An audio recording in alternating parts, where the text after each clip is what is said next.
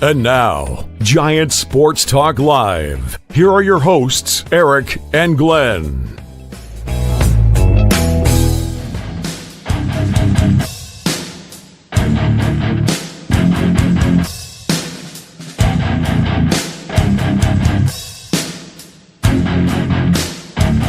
What's up, Tom? What's up, Daniel? Gilbert, what's up? Vita, I see you out there as well. Cardall is out there. I already saw you, Cardall.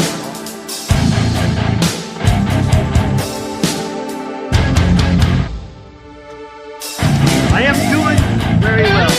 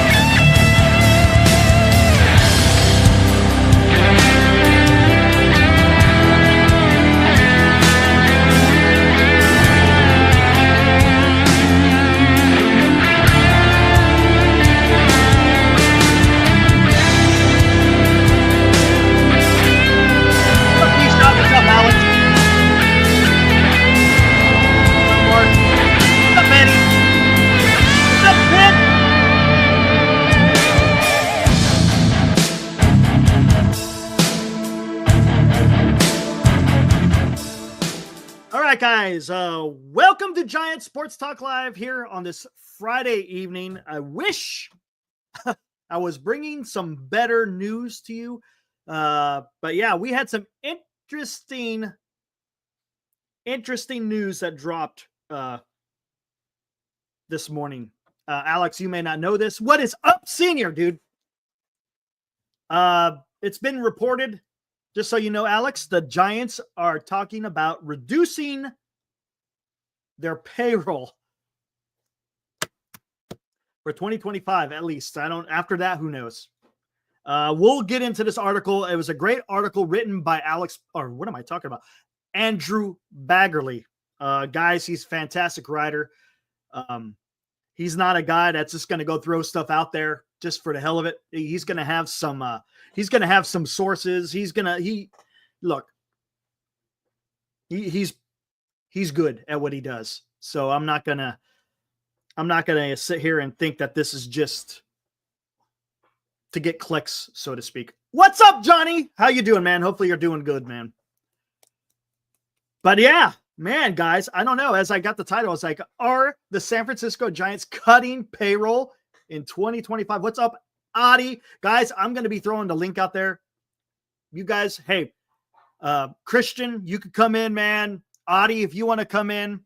Anyone that wants to come in, you guys want to vent or just make your own opinion about what we're seeing here, because we are all fans of baseball. Some of us fans of Giants baseball, of course. What's up, George? Yes, George, Giants ownership sucks. Giants fans deserve way more than this. Posey hire does not mean shit. George, man, you kind of took the words right out of my mouth, to be honest with you. You know, this smells of some shenanigans. Hey, no worries, Audie. It's all good. Anyone could come in. Chardall, you could come in too, man. But let's keep it on the straight and narrow. At the end of the show, if you want to come back on and, do some weird stuff, that's fine. But let's keep it on the straight and narrow right now, man. But George, and what I'm trying to say as well, it almost feels like they're resetting. What I mean by resetting is they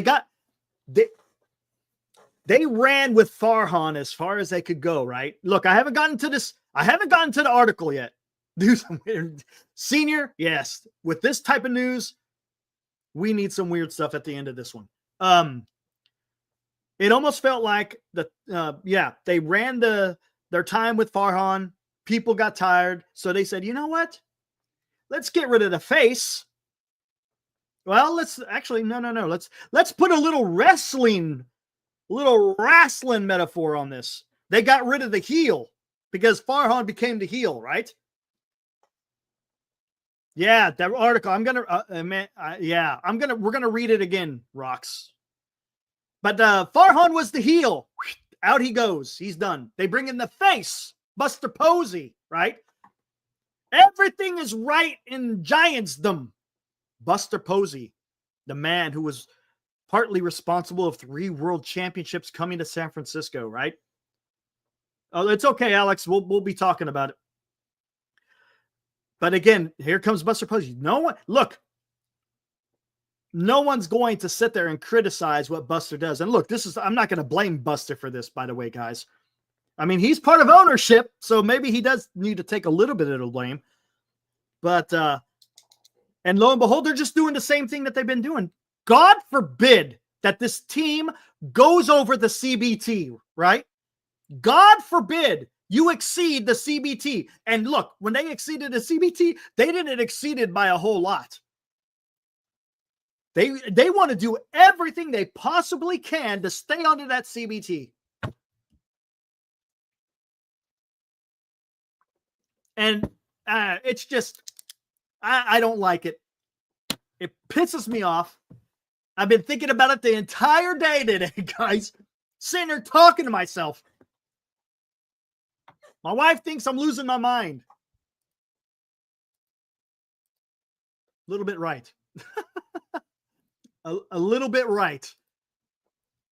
Oh my gosh, man. Anyways, guys, hey, you guys want to get into this? Let's take a look at what Andrew Baggarly had to say about the Giants reducing their payroll. Again, guys, if you have a subscription to The Athletic, there you go. You could go read it.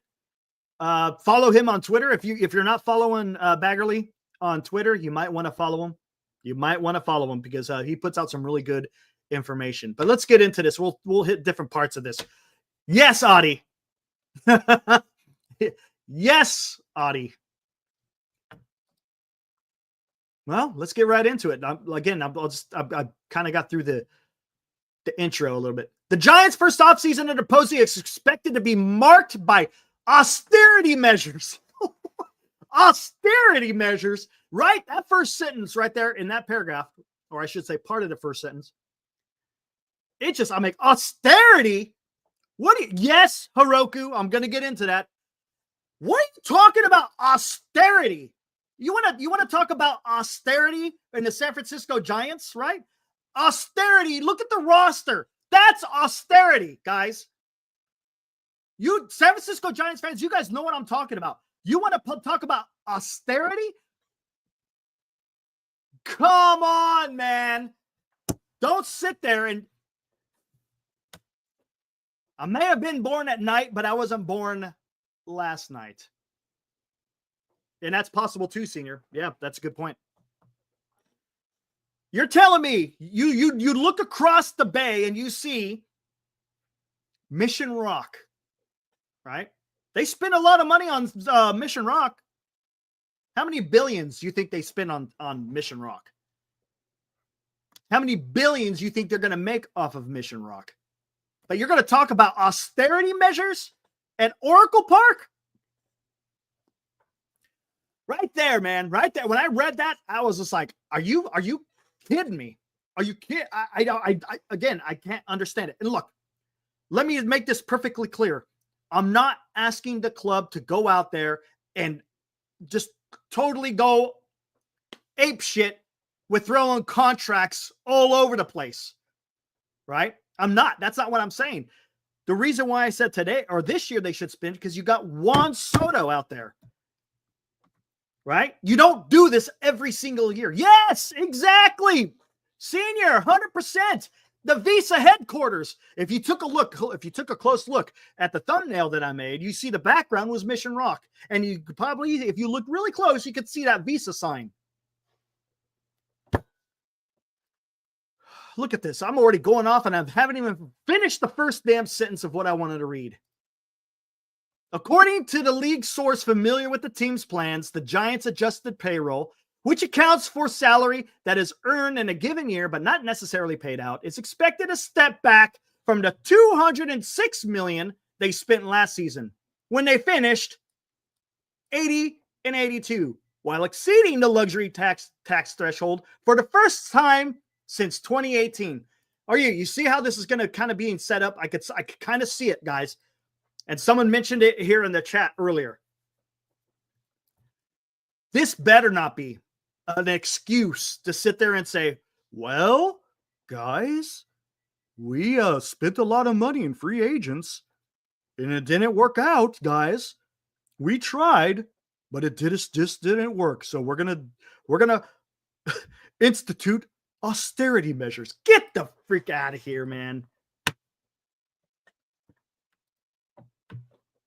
I hope that's not what it's going to be used. Look, I'm not saying Baggarly is saying. I'm saying I don't want the club to come out and say that stuff. Even a modest amount of belt tightening would leave the Giants with limited resources to spend this offseason, perhaps $30 to $40 million. Beyond their 8 players under contract, plus the forecasted salaries for 4 arbitration eligible players, plus pre-arbitration player salaries. Although the Giants are not resolved at any present to trade off their major league roster to create more financial flexibility, they plan to explore it with arbitration-eligible players like Lamont Wade, Camilo Duvall, Mike Yastrzemski among the names to be moved. Guys, I'm telling you, Yaz is going nowhere. Yaz is going to be your starting right fielder. You watch. You 100% watch. Nope. Marcus, I think it's the other way around. I think they pay Yaz to be your starting everyday right fielder. 100%. Because Posey has already come out and said defense is a priority. And what does Yaz have? He has defense. Yaz is going to be your right fielder. You watch. You watch.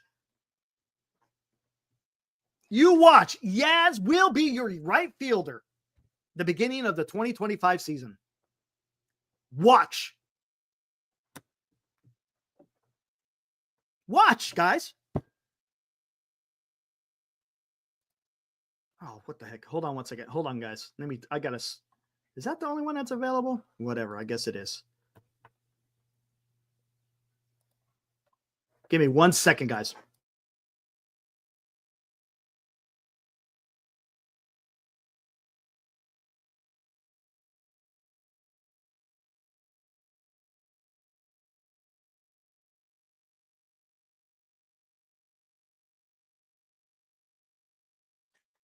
And I'm back. I'm telling you, Mike Yastrzemski is going to be your starting right fielder for your San Francisco Giants in 2025. Watch. Okay, here we go.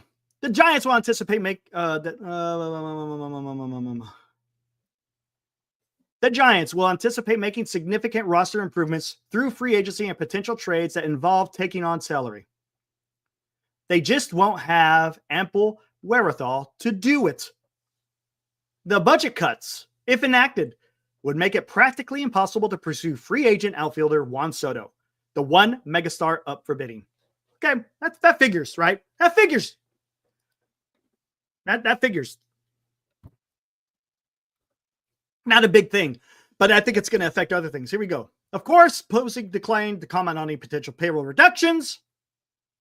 Giants chairman Greg Johnson, when asked about payroll, said the organization approaches each offseason with opportunistic mindset. We'll spend what we need to put a winning team on the field as long as we break even. You forgot to break even.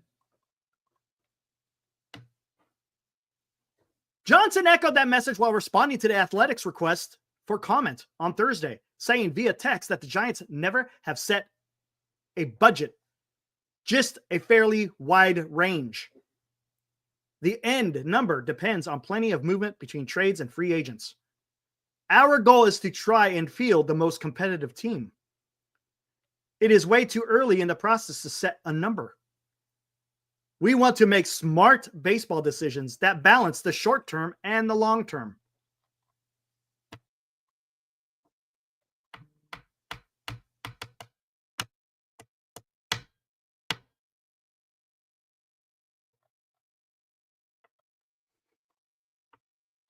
Where was it that I wanted to see?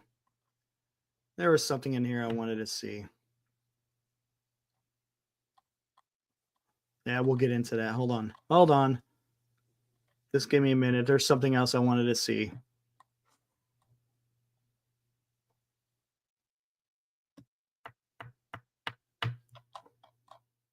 Do I want to get into this part?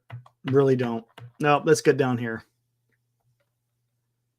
Anyways, what do you think about what Johnson? That seemed like a whole lot of hoopla, right?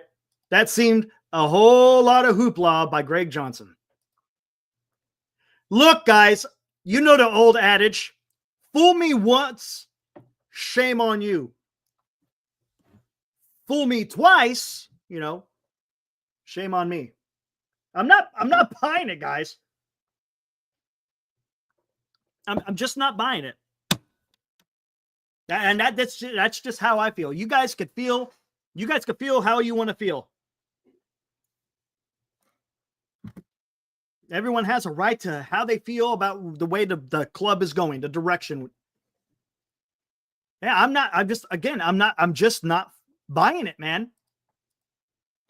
We've heard this too many times. We've heard it from Farhan. We've heard it from Johnson. I hope to God we don't hear it from Buster Posey. In the near term, at least, the Giants almost certainly will not return to their spending heights relative to the rest of the industry that follow their coffer-filling run to World Series championships in 10, 12, and 14. You're the fifth richest team. You're the fifth richest team in the major leagues. Oh, 100%, Eddie. Johnson knows what he's doing. You're talking about spending heights, and you're the fifth richest team in the entire league. On a cash basis, the Giants' payroll ranked from second to fifth highest from 2015 to 2018.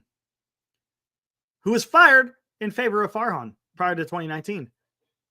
The Giants have not returned to that top 5 level since then because they're raking in the money. They're making the money, but they're not spending it.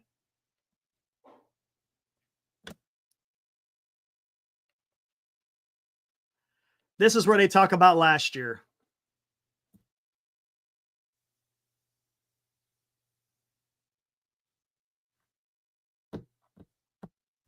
The amount of tax the Giants actually paid was relatively paucity.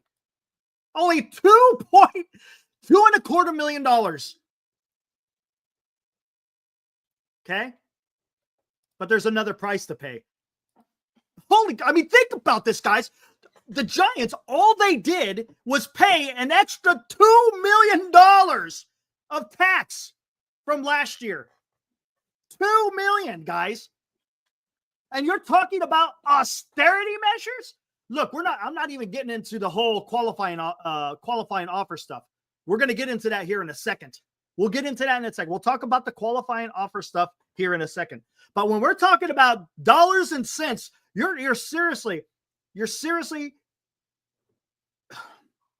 they only paid $2 million. Now, I don't know what the penalty would have been this year if they exceeded it. I'm sure it's going to be a little bit more. But remember, you only pay a percentage of the tax on the number that you went over. So for shits and giggles, if the CBT is 200 million and you spend 220 million, you only pay the tax on that 20 million that you went over.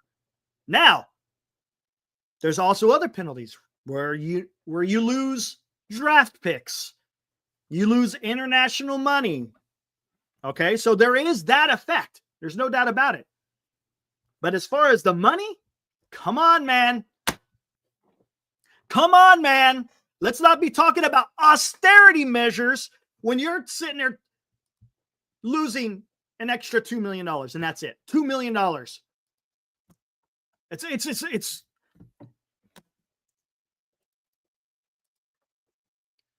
But being designated a taxpayer has left them in a detrimental position when it comes to signing free agents with qualifying offers this winter. and might entirely take them out of the running for those 13 free agents who received one. Thank you, Farhan Zaidi, guys. Thank you, Farhan. Yes, I understand. Matt Chapman is a good player, but guess what? He cost you. You got him, and you lost $500,000, and you lost a draft pick. You signed Snell, who walked after 1 year. You lost the draft pick. You lost another $500,000. So because you lost those 2 draft picks last year, that is precluding you from going out there and signing a free agent who has a Q or a qualifying offer attached to them, because you lose another 2 draft picks. So it's not just the money. Now you're losing draft picks, and the Giants don't want to lose the draft picks, which I understand.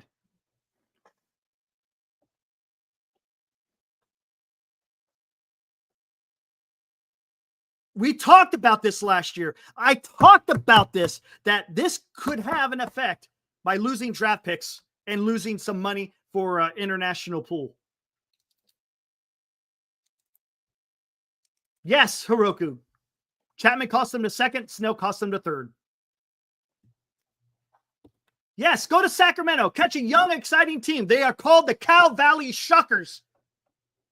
That's where my allegiance is going to. Cal Valley Shuckers. Much more exciting, guys.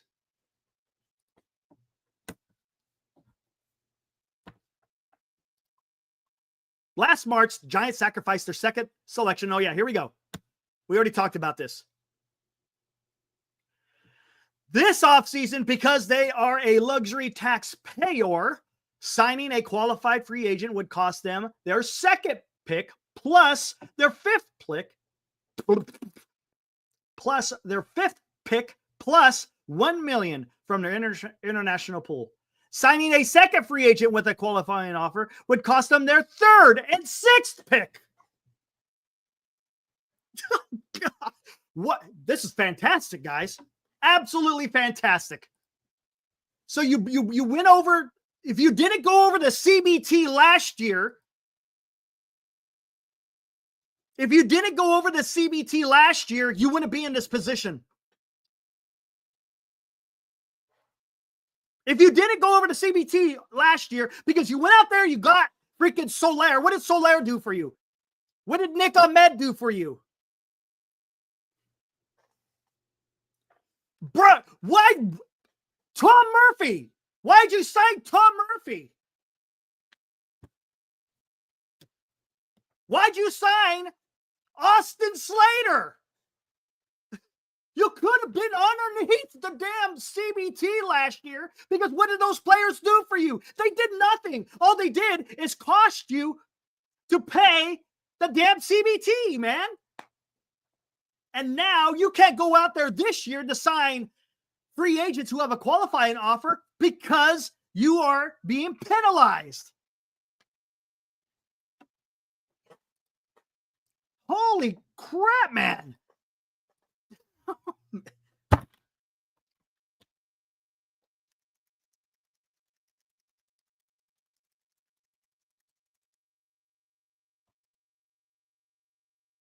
Fans might ask, should the potential loss of a couple of draft picks limit the aggressiveness of one of the game's most historic franchises, especially at a time when they have so much work to do to achieve relevance with their National League West rivals?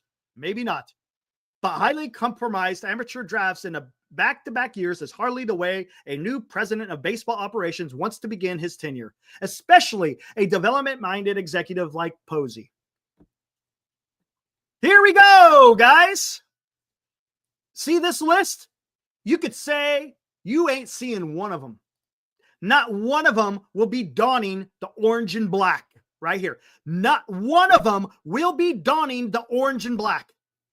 Soto, Adames, Alonso, Bregman, Burns, Fried, Hernandez, Manaya, Nick Martinez, Nick Pivetta, Santander, Severino, or Christian Walker. There you go. So there you go. That's who you cannot. So guess what? Guess what's incoming for the San Francisco Giants, guys? You want to hear something exciting for 2025? Hassan Kim and Nate Eovaldi. You want Nate Eovaldi and Hassan Kim as your new members of the San Francisco Giants? Does that sound to me like bringing back championship baseball? It's what I said yesterday. 100% Hassan Kim is showing up. Jesus. Man, you're going to have to translate for me, Jesus. Tell me what you think, Jesus. Talk to me, man. Talk to me. A lot of times you're a little bit more optimistic. I'm telling you, Yaz is going to be back. I've already said it early in the show. Yaz is going to be your right fielder. This is what it's going to be. It's going to be Chapman. It's going to be Hassan Kim. It's going to be Fitzgerald. And first base, who knows what first base? He says, don't stress. It's hard. It's hard, man. It's hard, Jesus. I'm sorry, Jesus. First base is going to be unknown. Hell, it may be Wade. It may be Wade. And to be honest with you, Hope says he can't play Domayer Jr. Then it might be Schmidt at shortstop until Kim is ready to go.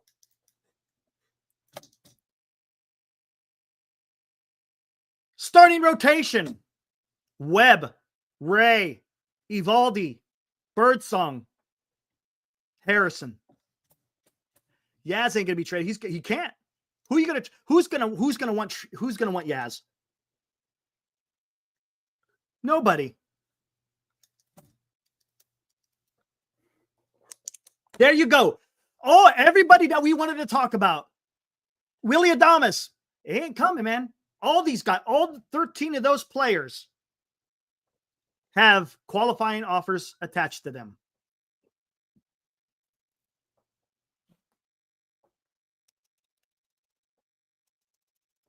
Yeah, Red Sox might be, maybe. Okay, then you got Matos in right field. Okay, that's fine. You want to play the young guys? There you go. Fair enough. Yeah, Kim is injured. He just he's recovering from shoulder surgery, labrum, just like his buddy Kim or Lee. Both of them had labrum surgeries on their shoulder. And you know that, look, they could come back and be decent, but at the first year after a surgery, I don't see it happening, man.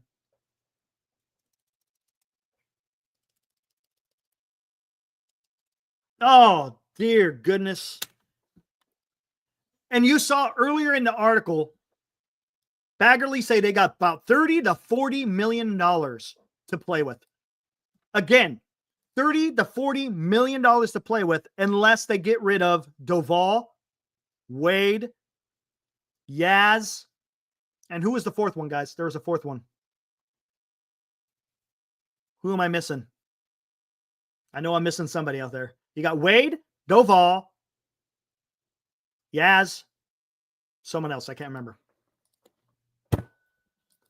So if you're paying all your arbitration eligible, Rogers, thank you. Thank you, guys. Gilbert, Justin, thank you. Yeah, Dilly, dude, I'm telling you, man, this is so frustrating in seeing this go down. Considering, look, the Giants are not how many times do we have to talk about this? The Giants are not a small market team. But they're being ran like they are.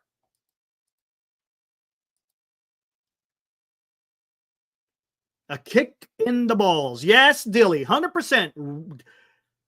You remember Beavis and Butthead? Kick me into Jimmy. Well, that's exactly what's going on right now.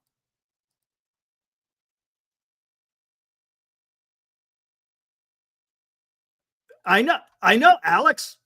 You explain that to me, Alex.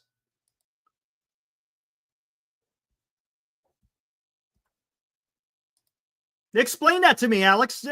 We've been trying to answer that question for the last couple of years, to be honest with you. I honestly, guys, it's all the guys that we were talking about, maybe getting just a couple of these guys. No, it ain't happening, man.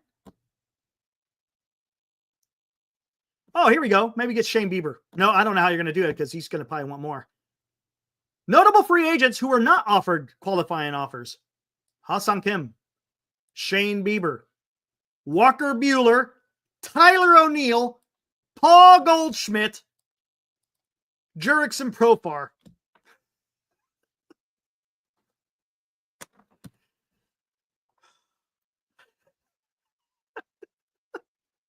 Man, I don't know whether to laugh or cry. Seriously, come on. Oh my God, man.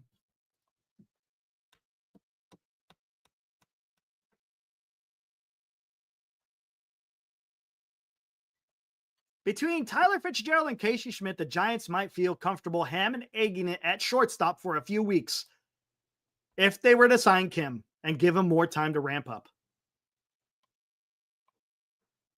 Nathan Eovaldi, who declined a $20 million option to return, would be more expensive, but is not tied to a draft pick compensation.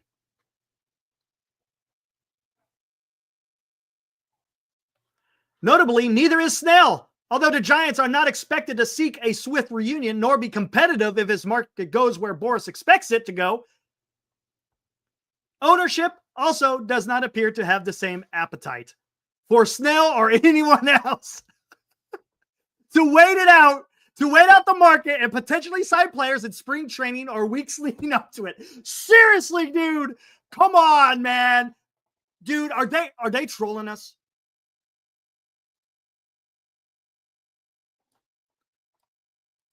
Oh, come on. Let's read this again. Notably, neither is Snell, although the Giants are not expected to seek a swift reunion nor be competitive if his market goes where Boras expects it to go. Ownership also does not appear to have the same appetite for Snell or anyone else to wait out the market and potentially sign players in spring training or the weeks leading up to it.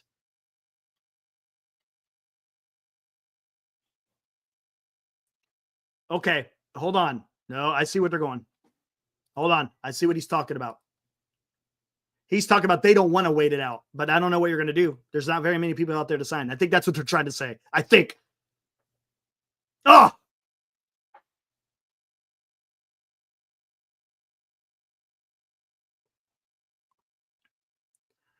If the Giants manage to return to the playoffs in 2025, some measure of credit should go to Zaidi. The Giants' outgoing president of baseball operations made too many mistakes to retain his position, but he also left a wellspring of youth pitching that is well regarded within the industry. And he is a considerate camper when it came to the 40-man roster.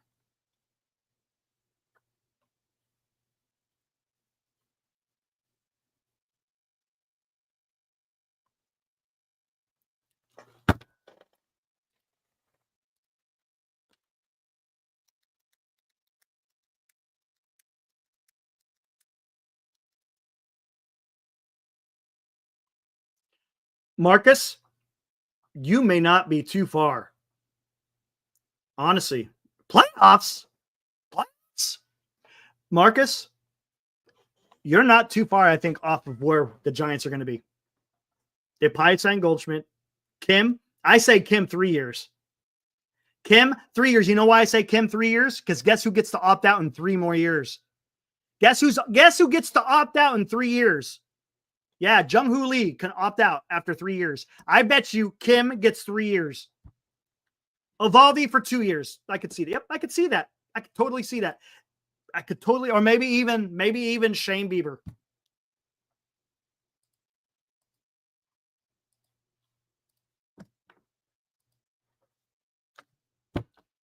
This is tough, guys. This is tough. Honestly, guys, what is up, Rancid Guns? Adames will be a Dodger. Him and Mookie are good friends. Well, there you go. That doesn't surprise me. He's also got a pretty good relationship with Andrew Friedman, the president of baseball operations, you know, of the 2024 World Series champions, Los Angeles Dodgers. Goldschmidt will go to a team he can win with, not a dumpster fire. Vita, you might be correct. Meanwhile, the Dodgers will add free agents. Hey, alive. It's the same thing with the Mets and the Yankees. Do you think they give a shit about what the hell they're paying? Look what they're doing. Look what they're doing. So much for my idea yesterday. You know, I wanted Posey to go in there strong with his rings on his fingers and World Series trophies in his arms, saying, hey, what do you need to be paid? We'll pay it. Nope. Doesn't seem to be that way, guys. Oh, Jesus, now you're trolling us. Jesus is trolling us. I'm on to you, Jesus. Don't start with that diamond in the rough crap. And Ruff is on the move. Johnny, Giants baseball 2025. There's nothing.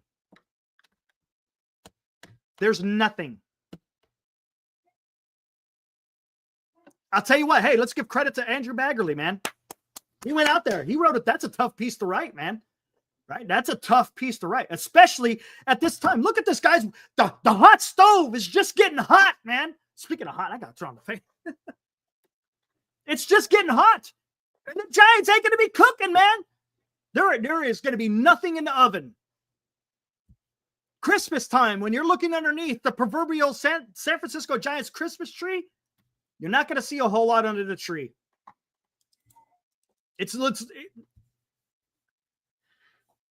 Man, I don't know. I don't know. Again, guys, I'm not sitting here. What's up, LD? I'm not sitting here advocating that the Giants need to go out there and just absolutely go ape shit with money. But this is the year to spend, because the next year you can recover a little bit. But whatever. Hey, Justin, how do you sell this to season ticket holders?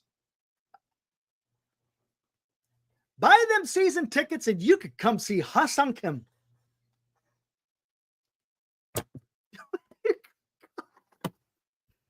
Dude, this is 100%.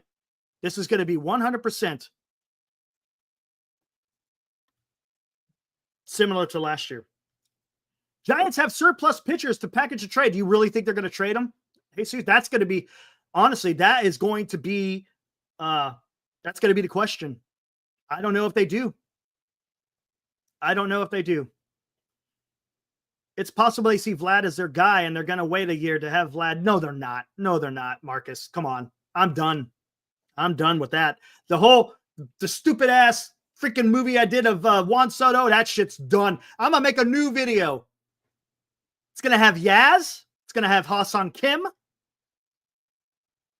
There we go. That's going to be the new movie, the new movie I'm going to be putting together. This is just, how do you sell this to free agents? I know, Vita, that's a great question. How do you tell to other free agents the Giants are flooded with money, but they don't want to pay a little bit of tax? And again, you want to say, and Andrew, one thing I'll take issue with, with Zaidi, he got him in this position in the first place by not being able to go out there. Look, if you're not going to get Soto, at least there was another 12 guys out there that you could have signed to make the team somewhat competitive, right? But you can't even do that because you freaking exceeded the CBT last year with the likes of Soler, Ahmed, Tom Murphy, Austin Slater. They could have, honestly, if you didn't sign some of those guys, you would have been underneath the CBT. And then this year, you could have gone and got those guys who had qualifying offers and not been penalized.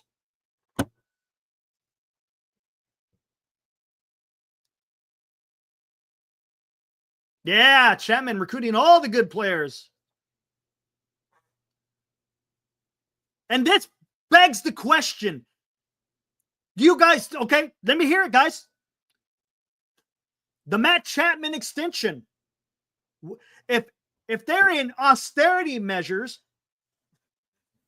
if the Giants are in austerity measures, why did they extend Matt Chapman for 6 years at $150 million?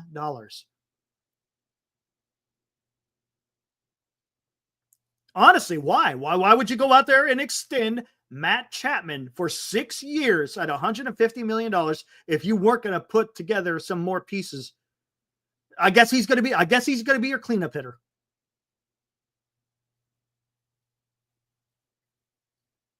Do you guys have any faith in the young guys? Any of you have faith in the young guys? Do you guys give the young guys a chance? Do you want to see Luciano, who doesn't have a position? Do you want to see Schmidt again? You want to see Matos? Maybe that's what we're going to see then. But I'll tell you one thing. It ain't going to be a whole lot of winning. All right, fair enough. Jesus, Cryptic, Rocks. Okay. Well, we're going to get a lot of that pretty soon. Just understand, we're not going to be going anywhere soon. Alex, holy crap. Yes, you might be onto something. I don't think they had a plan in place. It's planning by the seat of your pants. Yep, there you go, Senior. You said the same thing. Both of you guys, Alex, Senior, opposite fan bases right there. If you could be in the opposite fan bases at the extreme, Senior, you're dedicated Giants fan. Alex, you're dedicated Dodger fan, saying the same exact thing. Same exact thing. No plan. There was no plan. And that's not how you run things, man. And I still think they hired Buster Posey to keep doing the same things, but they got rid of the heel, using wrestling terms. They got rid of the heel at Farhan because people got tired of it. They understand they can't go with him no more. Hey, let's bring in Posey. Well, he'll deflect. He's going to deflect. No one's going to criticize Buster Posey, man. He's a World Series champion. He's going to be the savior. No one's going to come after Buster Posey. And it's going to cover for ownership. Now it makes sense. Why didn't the Giants go after a general manager who can negotiate with free agents and the like? Maybe that's why they didn't get after Billy Owens. Maybe that's why they didn't bring back Sabian. That's why they went with Zach Manason. They kept it in-house for the simple fact they weren't going to go out there and make any grandiose moves.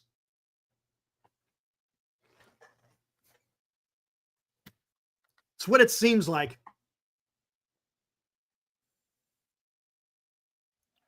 Am I wrong? Are you sure, Cryptic? I could be.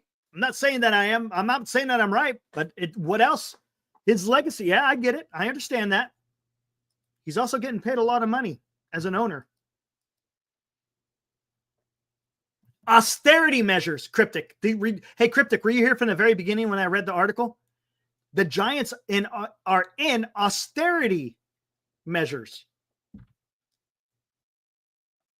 Austerity measures because they spent $2 million on the CBT tax. Or I just said it's CBT. Giants are not going to be competing anytime soon. Look, are they going to, they may get a couple of more wins because of the baseball philosophy. You may get a couple of more wins. But is it a powerhouse to be able to go out and take on the Diamondbacks, the Padres, the Dodgers, the Phillies, the Mets, the Brewers? Again, I'll say Cincinnati, even the Nationals.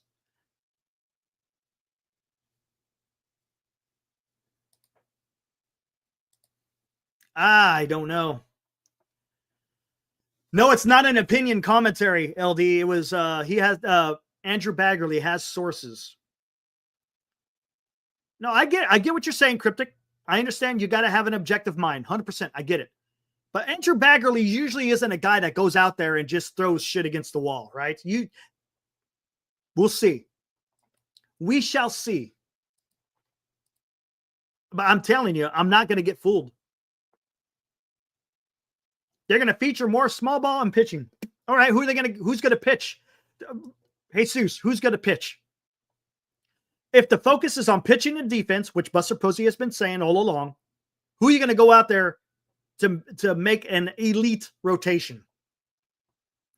You think it's smoke and mirrors? You guys think it's smoke and mirrors? How many people think it? Okay. Here we go. Poll time.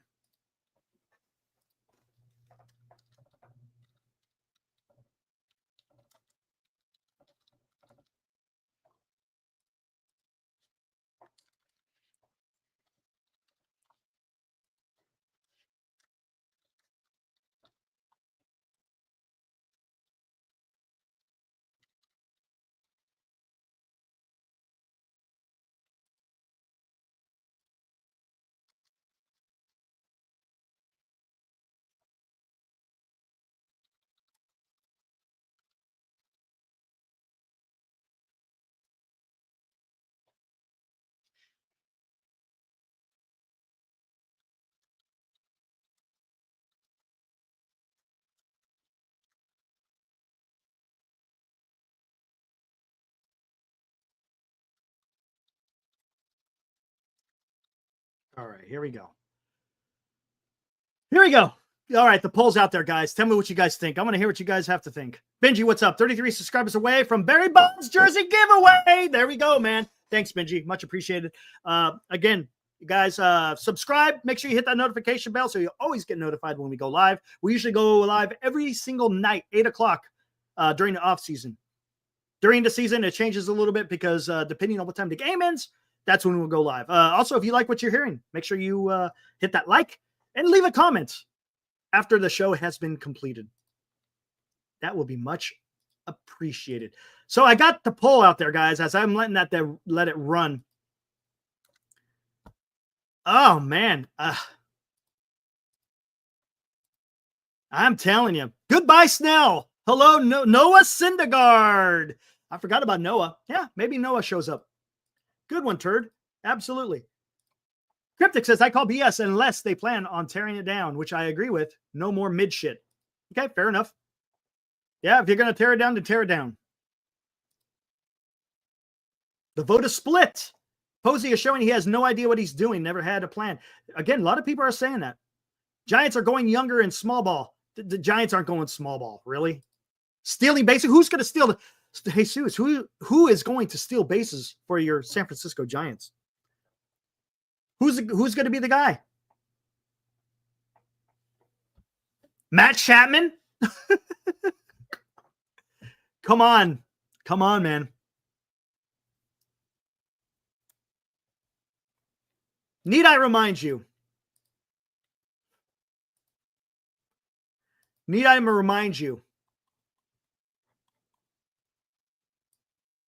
San Francisco Giants, 5th.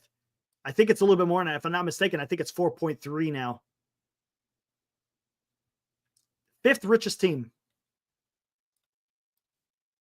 Baseball's most valuable teams. But yet the Giants, I'm going to have to be, Jesus, how can I not be pessimistic? Have you witnessed Giants baseball over these last 6 years, with the exception of 2021? Hold on. Let's even go back before that. Even before Farhan. 2017, 2018, 2019 with Farhan's first year. 2020, who cares? COVID. 2021, magical. 2022, sucked. 2023, sucked. 2024, sucked.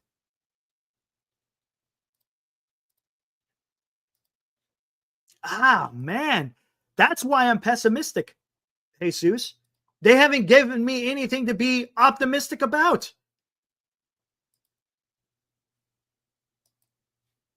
Honestly, guys, I mean, look, I'm not sitting here trying to be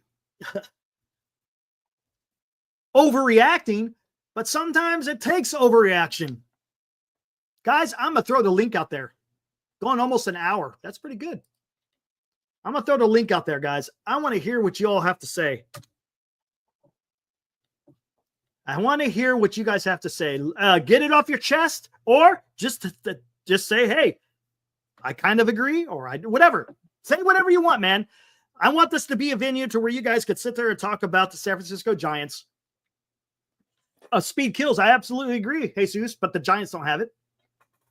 They're not built that way right now. You're going to have to totally change the philosophy.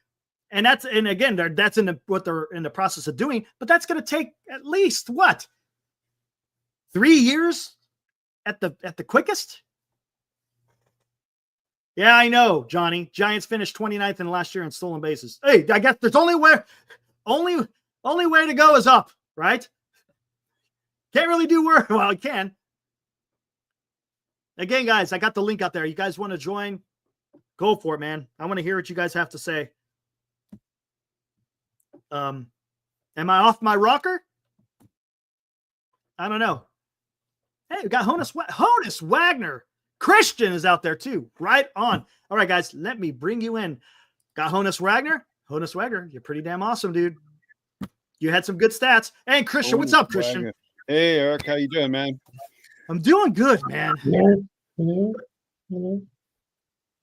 Okay, I gotta get this. There we go. Let me close this window. Okay. Christian, talk to me, man. I mean, did you read the entire? Well, I kind of laid it out there. What is your thoughts on this whole thing? I was thinking in a totally different direction until I read that, and then Schmitty was texting me today. I was playing in a 2-day poker tournament at the Grayton Resort up here in Sonoma County. How'd you do? I'm in the money for day 2 on Monday, so that's all good. Nice. So it's kind of cool because I was checked out on baseball a little bit today, aside from jumping into MLB trade rumors, which, of course, nothing exciting as far as the Giants are concerned.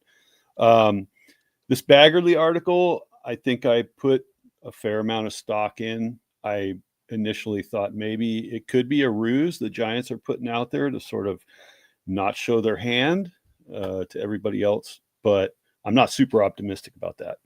Yeah, it doesn't give you the sense that they want to do. I mean, I don't understand it. I honestly, I just don't. I mean, I thought this is the year, especially when you got a brand new president of baseball operations in Buster Posey, you want to come out kind of swinging a little bit, right? Yeah. Look, you could bring down your payroll, right, in the years after.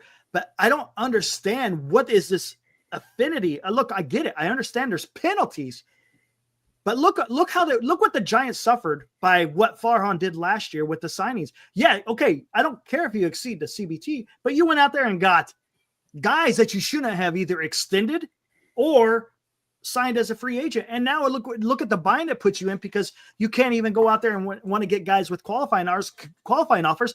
You signed 2 of them, you're losing 4 draft picks.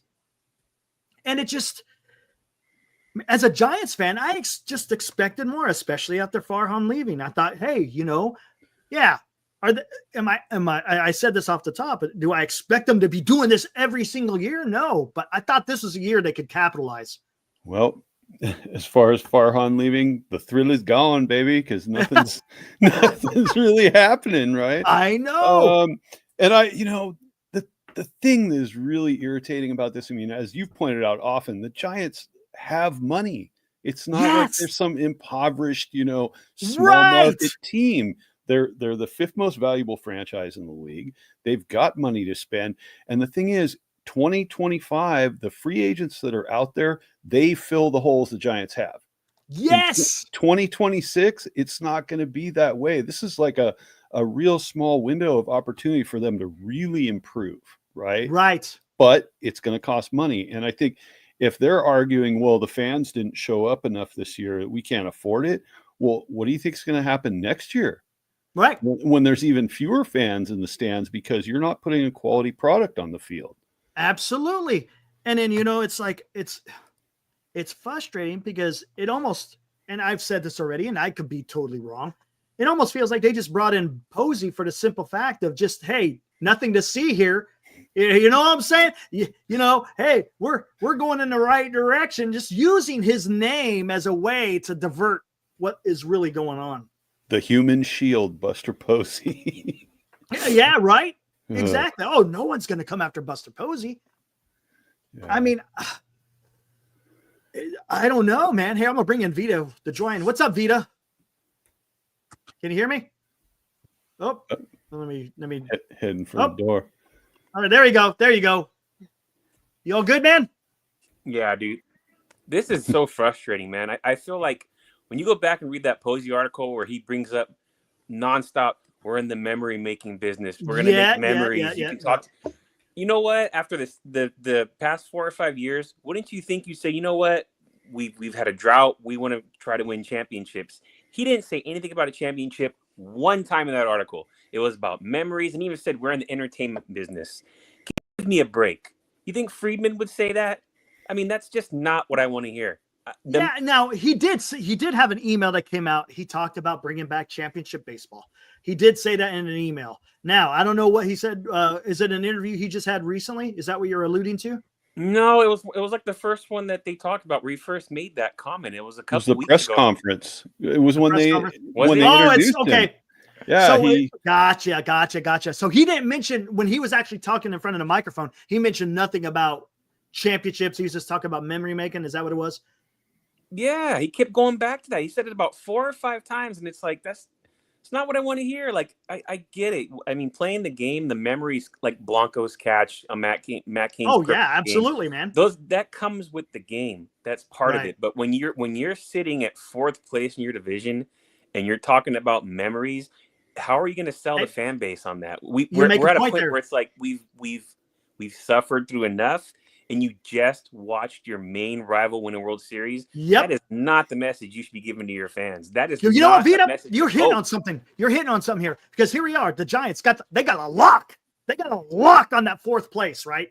Yeah. And you tell me, how are you going to put a rod? Now, can they do some trades? Yeah, maybe they do. What are those trades going to consist of? I don't know. I don't know. Honestly, I don't know. I know it's. Because think about I would trade Eldridge for Vlad if you can do it. I'm sorry, but if you can get Vlad in here and I can watch him for the next 10 years, I don't care. There's nobody to come out. I don't want to watch Chapman. He's not a draw. Like that. The Giants lineup is just not intimidating whatsoever. There's nothing there. Like I was thinking about this today. It's like, remember when I was a kid and you're playing baseball and you see that, those batters come up on the opposing team and you take a few steps back in the outfield. Who is a threat in this lineup? There's nothing. When you go to the game as a fan, I remember going to the game back in the 80s and 90s when my dad would take me out there, and it's like you're just waiting for guys like Bonds and Clark and Mitchell, and you're just waiting. It's like, okay, next inning they're probably not gonna come up to bat, but I gotta make sure I'm in my seat when they come around. Right. I don't feel that way about anybody in this lineup. The only one would be Ramos. He's the only one that I like watching at bat. Chapman, a lot of times it's a strikeout. More than anything, it's a strikeout, right? And I'm not saying Chapman's not good, but it's just I'm not saying he's not good either, not at all. I'm just saying, when he's coming up to bat, he'll get some good hard contact when he makes contact, but there's a lot of strikeouts as well. You know what I'm saying? And his defense, of course, is fantastic to watch. So sure, but he just feel like that threat, that person I want to go to a game to see. I'm not saying I want to go to the game today because I remember I wanted to see Will Clark. I wanted to see guys like Bonds. I remember as a kid, the first game I ever went to was actually an A's game, and I remember seeing Chris Sabo play for the Reds. Oh, Chris Sabo with his glasses. And I was like, dude, I just fell in love with Chris Sabo. I was never a Reds fan, but he just for some reason resonated with me. There's nobody on this team that resonates. Like Chapman's brand new. I mean, he's not really like a giant per se, I don't feel that connection with him, and maybe Lee can get there. But right now, it's just, fair enough. I don't see it. I just don't feel it. And, as far as I was talking in the chat about Yaz, he needs to go. If you're going to give Luciano a shot, he can't be lower than your 4th outfielder. Fair enough. And that's what they're talking about, is making him an outfielder.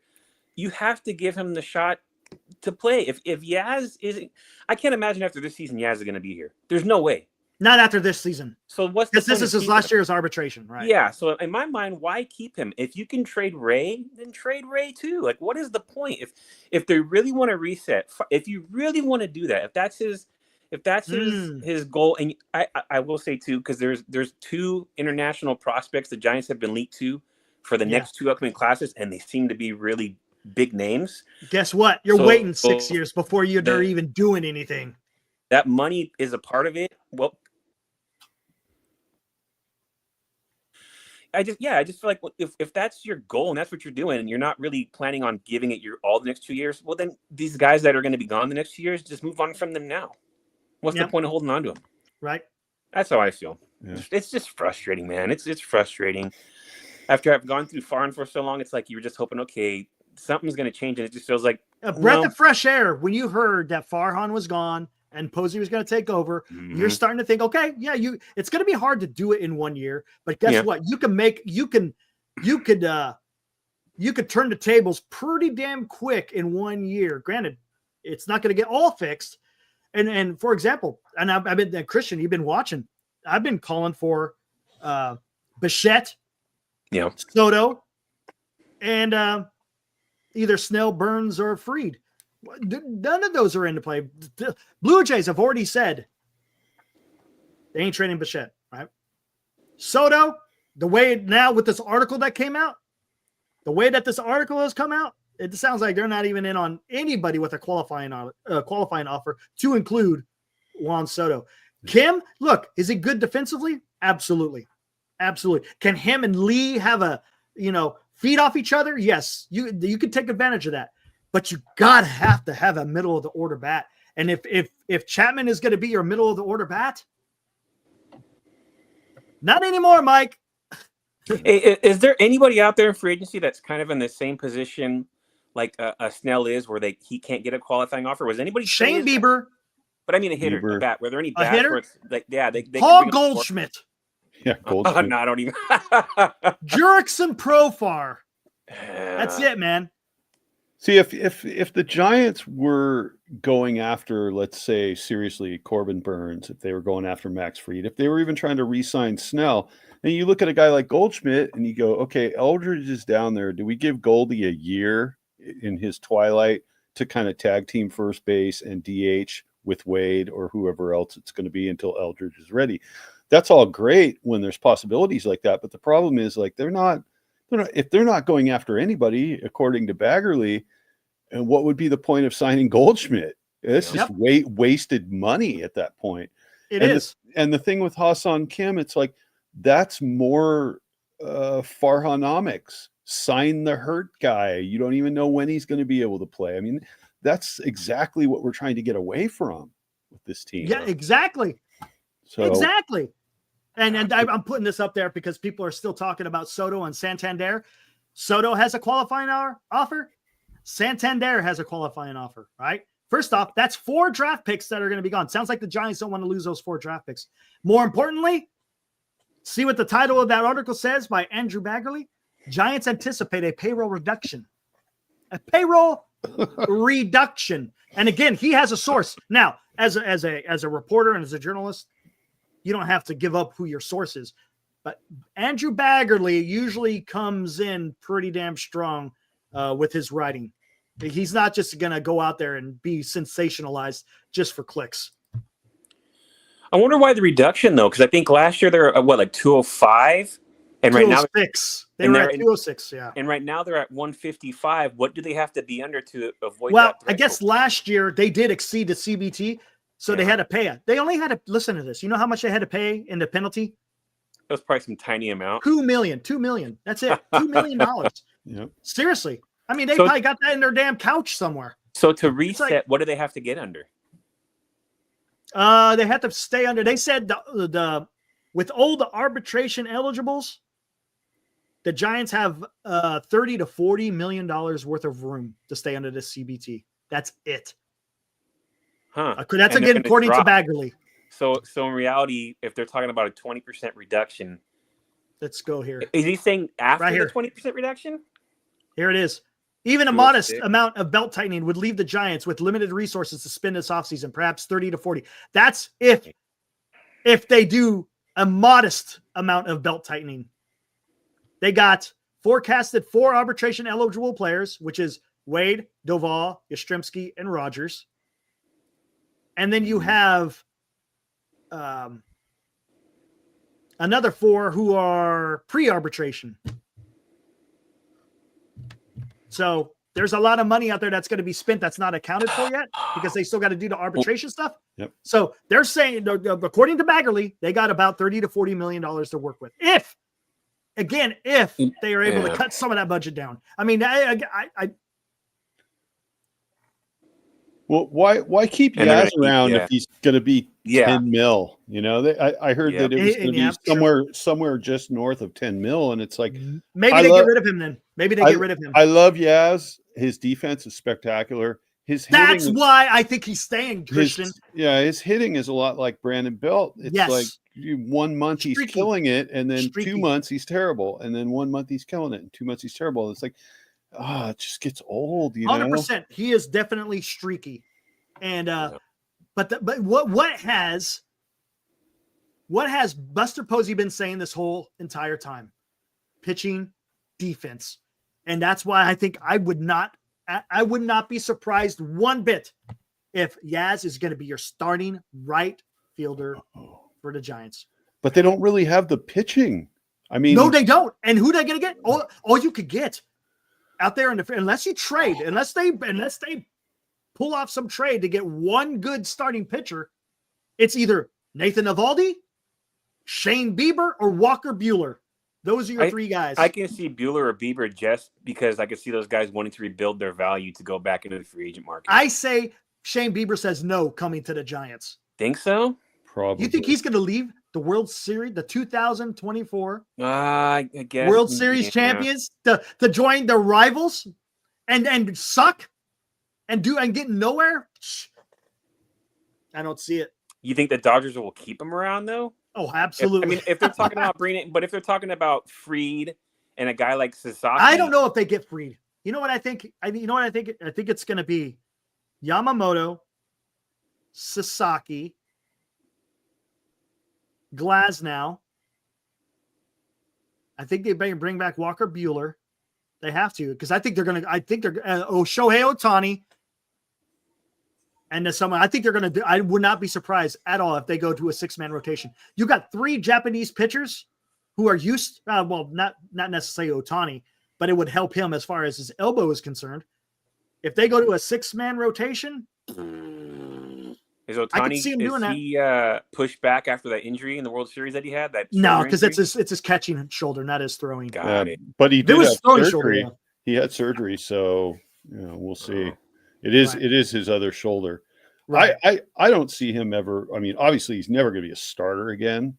I honestly don't see him pitching ever again. I don't think it's worth it. Yeah, I don't think it's worth it. Look what he did. I mean, just 50, do that. 50, or and someone who is it? Benji makes a great point. Make Ohtani a closer. Then hey, that's fine, man. You're out there. The only risk there is he would be ramping it up. If he's a closer, he's probably going to be ramping it up a little bit. Yeah, and the thing is, you got it. But you're also only throwing about 15 pitches. Maybe, hopefully, only maybe 25 at the max. But the thing is how do you take? I guess you run him down to the bullpen, or unless he warms up down in the batting cage or something. But yeah, I don't know how they would do that as far as if his time's coming up for the bat. How do you warm him up? So yeah, I guess it could be a little bit weird, but. I thought in my mind I was thinking Buehler was a goner. I was thinking there's no way. I don't think Buehler is a goner. He might be. You never know unless he decides he wants to go elsewhere. But I wouldn't be surprised if he sticks around with because he didn't have an exceptional year last year. Yeah. So his value isn't May's exactly pretty much out of their plans now too, right? Who's that? Dustin May. He's pretty much out of their plans at this point. He's done. He's done. Done? Yeah, he's done. And do they still have Gonsolin in their organization? Oh, I forgot about Gonsolin. He's coming back next year too. There you go. He's coming back next year too. Forgot about Gonsolin. Oh, I totally forgot about Gonsolin. He could be your 6 man in a rotation. Yeah. And Kershaw is coming back too, right? I think that's why I'm like Buehler. I don't know. Whatever. I don't know about that. I mean, do you think LA is willing to give Buehler a long-term deal? I don't think he wants a long-term. He might only want maybe 2 years. Who knows? Yeah. Yeah, he'll probably get a couple of more series, man. Yeah. Think about it. Hope says Shane Bieber is injured. Yes, he is. That's why I don't like Shane Bieber. His numbers look fantastic, but the guy doesn't play very often. Always wasn't Rodon kind of in the same boat though? Rodon was in the same position. Exactly. Yeah, that's why I'm thinking just, for a few years there, the Giants were that rehab squad. That's why when I thought of Bieber, I'm like, maybe he's like, I'll go there. I'll get, my numbers will look good. And then I can just go out there and get that contract. And I mean, some of these players, they probably just care about the money and they're not worried about winning so much. I have to imagine if they want to get they have that one chance at a payday, they're going to do whatever they can to get it. Because has he even had a chance at getting a big payday yet? I mean, he's been in Cleveland his whole career, right? And he's kind of just worked off of arbitration salary. I don't think he's gotten that big yet, right? He hasn't got that. No, I don't think he has. So I'm thinking his concern is going to be, what's my best chance of getting that payday? And the Giants are kind of, and then there's going to be teams after him. You know why? Because he doesn't have that qualifying offer. Yeah. So they're going to be a lot more value, even though you have much better pitchers. But if you're talking about not losing draft picks, maybe he's the way to go. Here, let me close out this poll real quick. I put Baggarly's article. Is it legit? Nothing to see here. Smoke and mirrors. 54% say it's legit. He wouldn't put that out. That's my thought, man. The ownership and that front office would be like, "What are you doing?" Like, I think he'd be crossing the line, and I don't think he would do that unless there was some smoke there or he had really good intel that he knew was true. I don't think he'd put that out there. These Giants beat reporters are just so entwined and so like on board with this ownership. Yeah. They're not going to cross the line like that and come up with some bogus story. There's no way. I'm actually surprised he said it to begin with, because he had to know there was going to be some pushback from the fans. I'm sure Posey and them aren't too happy about it, but let's see if any of them. I want one of them to actually now question Posey or one of them, like on MLB Network, like, "Hey, you guys are talking about cutting payroll. I wonder what he's going to say." I know they're going to probably avoid it, but they're going to avoid it. Oh, we don't talk about payroll, because they already said that in the article. We don't talk about the payroll. Of course you don't. But some other teams don't have. They're not shy about them going out there and spin. And here, let's talk about this, guys. Who are the Giants have to compete against just in the National League? Not even talking about the American League. You got the Dodgers. Okay, we've already know NL West is tough. Diamondbacks, Padres, Dodgers. You got the Mets. You got the Braves. You got the Brewers. You got Cincinnati, who's going to be better because now they got Terry Francona as their manager, right? So they're going to probably be better. What other? The Nationals, if they address their starting pitching, they may be something. Matter of fact, I saw a tweet earlier saying, "Guess who's checking in on Juan Soto?" The Nationals. The Cubs? Are the Cubs pushing? They were in the conversation about the Cubs originally. The Cubs are a better team than the Giants right now. Matter of fact, I saw Kyle Hendricks. He moved on. So let's see what the Cubs do here in this offseason, because they were that close from getting into a wild card. Yeah, they're going to keep Bellinger around. It sounds like Bellinger opted in. Yep, Philly. he opted in. Philly. I forgot about Philly. Yeah, Philadelphia is dangerous. Dude, where the Giants fall at? Yeah, where do they fall among them at? Now, like, they're so far down right now. It's ridiculous. Of course, you know, it's baseball. Anything can happen. We all know that's the disclaimer. Anything can happen in baseball. A team could get hot at the right time. Next thing you know, go. But let's think about how everyone's constructed. The Giants just are not constructed to just go toe to toe with these teams, especially when you get into these short series, man. Yeah. I mean, it's just. I think what they're going to do, if this article is true, I think they're really going to give these young guys a shot, see if any of them end up being maybe they do that. But here's the thing. How can you give right now, at this particular time, how do you give Luciano a shot when he has no position? I mean more the rotation than anything. I think they're going to find the guys that – but I remember the other day they were saying Luciano's spot is the outfield. I mean, it's sink or swim at this point. You got to give him a shot. It can't be this thing where he's playing, 2 or 3 times a week. He needs to be given consistent at bats. Let me ask you this question: who should you start out in the outfield if you're going to go young? Who should you start, Matos or Luciano? Who's earned I'd go it more? Matos. Matos. Yeah, Thank you. Matos, I think, has earned it. Look, if you look at their minor league numbers, because that's all you could go off of, right? Because their time in the major leagues isn't, it's not. The sample size is so small, it doesn't really give you a good look. You look at their minor league, Matos has played far and beyond better than what Luciano has produced out there. Yeah. But because Luciano has been hyped up and, this guy's, he's got all this immense power. But what happened to that power? Like, he didn't hit 1 home run last year. I'm hoping Luciano was like a Profar. Highly touted. Yeah, highly touted. Profar was like that. Now, Profar did get a little bit better, but he never reached the levels of where everyone expected it to be. If Luciano ends up like a Profar, though, I mean, I'll take it. Yeah. If he's like Profar last year. Yeah. Profar last year was smoking, Yeah, he was. It's the second half. Somebody in chat said Luciano or someone in chat said Matos is tearing it up in winter ball right now. Yeah, he is tearing it up in winter ball right now. Yeah, is he? Is. Yeah. Yeah. Which is, you want to see that. I think, right? You want to see that. Yeah, I'd like to see him get 400 at bats this year, see what he can do with it. Not this whole yo-yo up and down stuff. That's what he suffered from that. And that was, I went to one of those Rockies games during the summer at Oracle, and it was the one where he got 5 RBIs in a game. And blew the Rockies out, right? But Matos looked like the second coming in that stretch, right? But that's always been the problem. I mean, look at Ramos. The first 2 years he was in the Giants organization where he got some major league time, they never gave him more than a week, right? And he just didn't cut the mustard. They kept sending him back to SAC, bringing him back.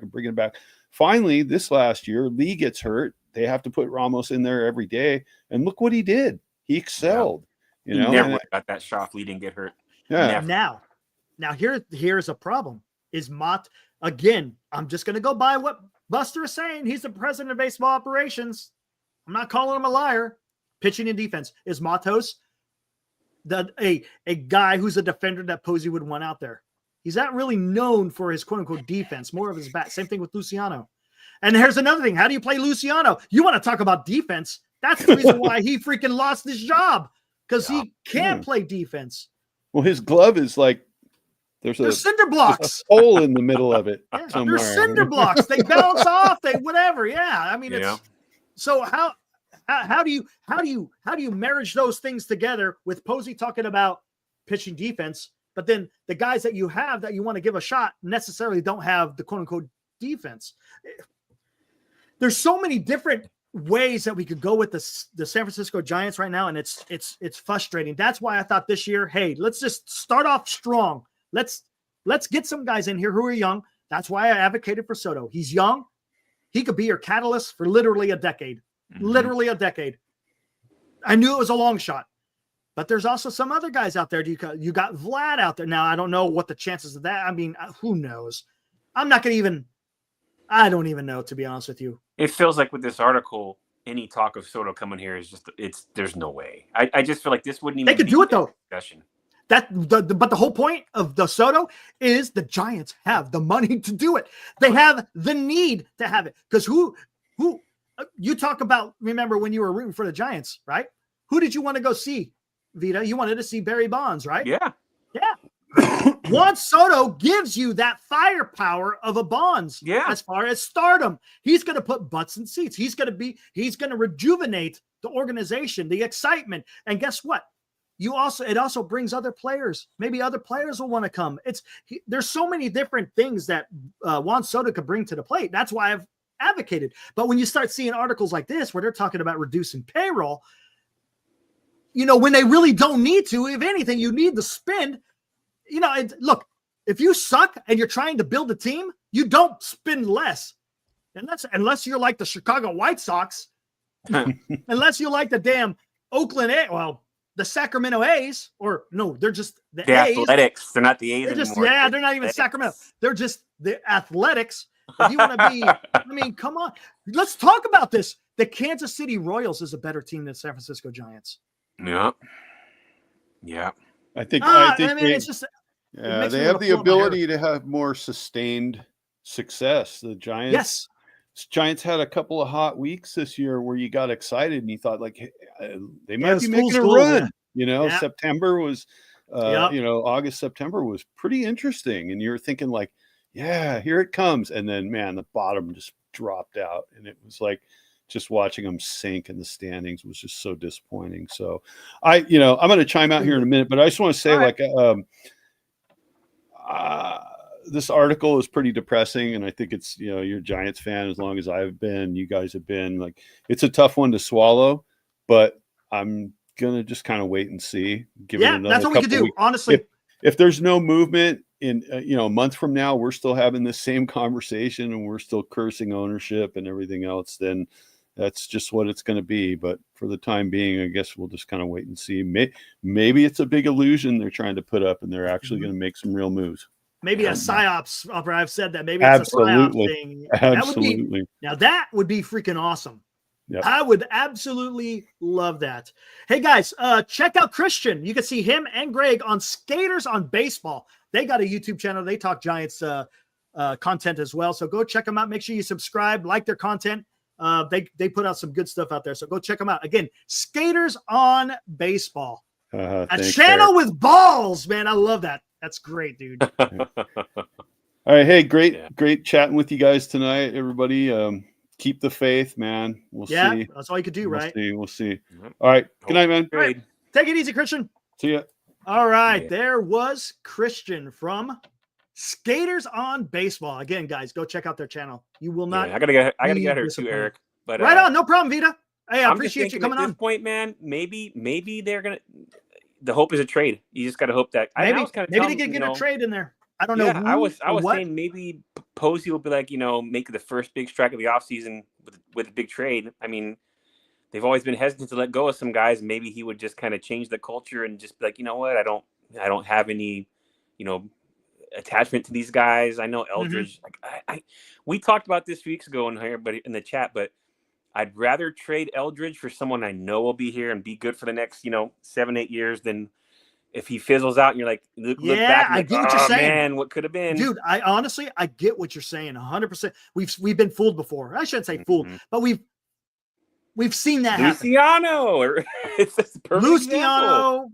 Christian Arroyo, Tyler Beebe, Kyle Crick, you name it, man. There's a whole bunch of them out there. Gary Brown. I mean, look, we could go over and over on that. Yeah, strike while it's hot. I mean, what are the chances? Let's say that they were to pull something off, and I know he wouldn't be him alone is not enough. But let's say they were able to get a Vlad somehow with a package of pitchers and Eldridge.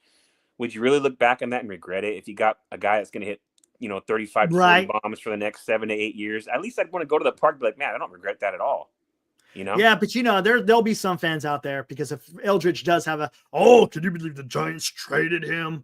We got Vlad. Who cares? Revisionist, you got the revisionist history where people want to do that. It's just to satisfy an argument that they want to make. So yeah. All right, man. I'm gonna head out of here. All right, man. Take it easy, Vita. All right, man. Take care. See ya. All right. Babe Rock says $25 bail, 55 slice of fee. Yeah. And no superstar to watch. Hey guys, appreciate Vita, appreciate Christian coming on here. It was awesome, guys. Much appreciated. I'll throw the link out there in a little bit later, Chardol. You could come back in. How's that sound? Senior talking about trading web. You know what? There's no way with this type of news coming out. You really think the Giants trade web? You want to talk about a mutiny? Oh my God. Hey guys, it's that time. Be right back.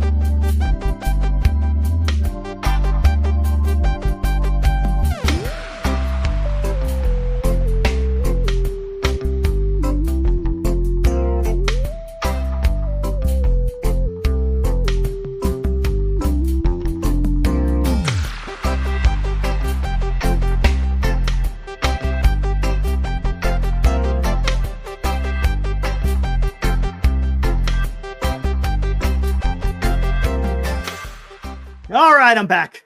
Warmed up the coffee. Let's go, man. How long do I go? Do I go another 3 hours? Do I do another hour and a half today, guys? Why the hell not? Why the hell not? Let's go.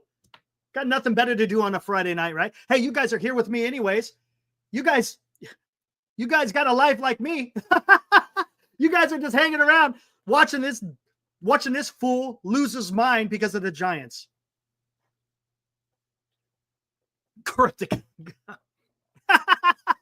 Oh man. Hey, we're all having fun, man. No rum, just coffee, man. Coffee, some creamer, and sugar. That's it. That is it, guys. I am not under the influence. No, I am not. All right, where are we going to go? Mike? My friend? Great question. I thought Farhan leaving was going to change things for the better. So tell me, what do you think, Mike? What's going on? So we've talked about this before in the past. If things don't change, yeah, skaters, absolutely you are. Up in Sonora, yeah, you're not that far away, about an hour and a half or so, I think. Up in the mountains, right? Man, I used to go to Sonora all the time. I love big trees. I don't know. Where exactly are you? Are you in the campground over there? Let me know, Greg. But what I was saying is with Farhan being released, and if the Giants are still in the same predicament, was it Farhan or was it ownership, guys? I think we could safely say that ownership is playing a much bigger part. Don't get me wrong. The way Farhan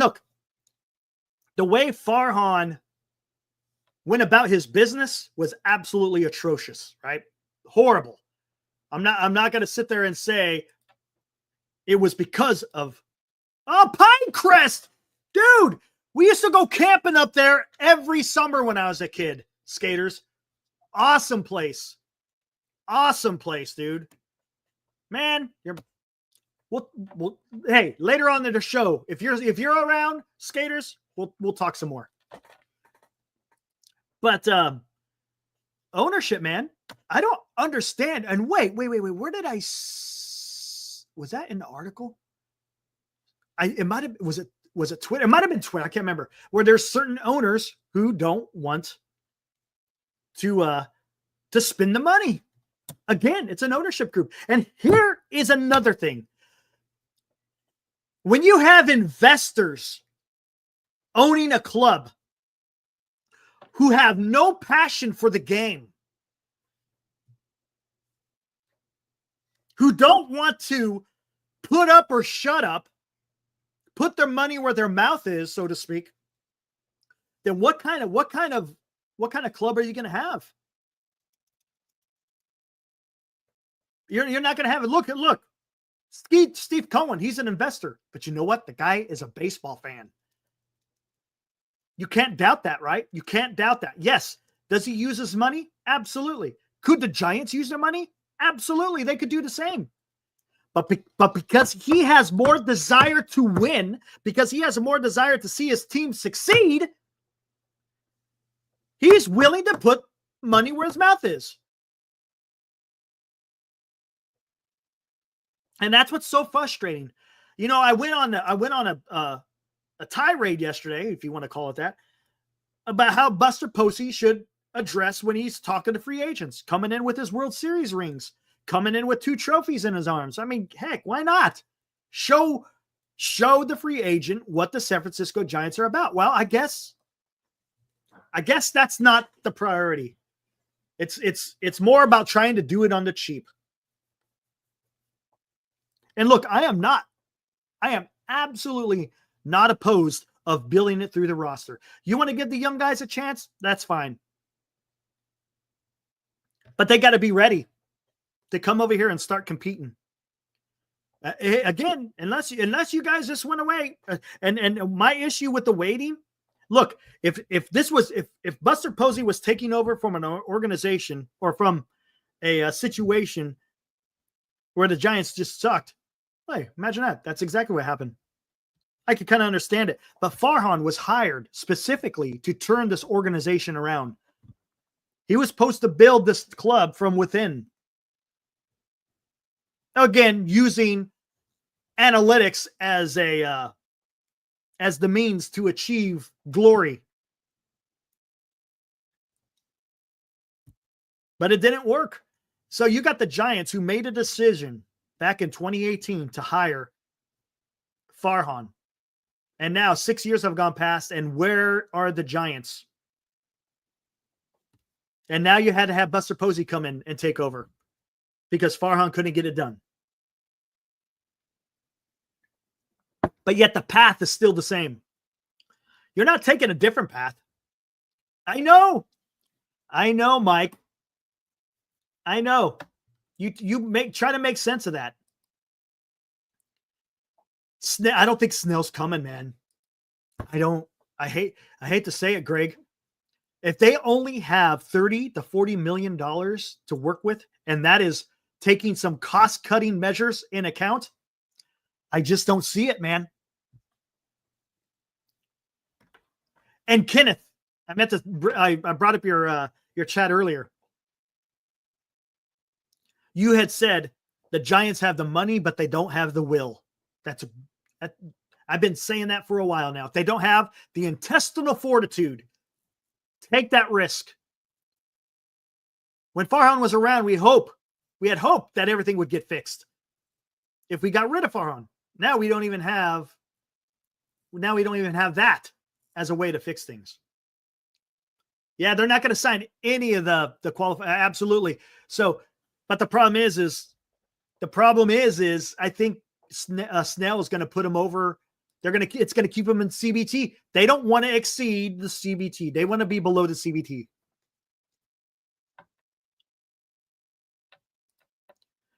Are they cutting payroll to make a big play for Soto? No.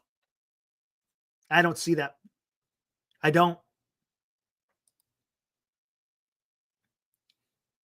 I don't see it. Personally, I don't see it. Maybe some other people may think so. That's fine. That's their prerogative. I don't see it. Tyler O'Neill, Kim, and a pitcher. Yep. That sounds about right. A Shane Bieber, a Nathan Eovaldi. Maybe.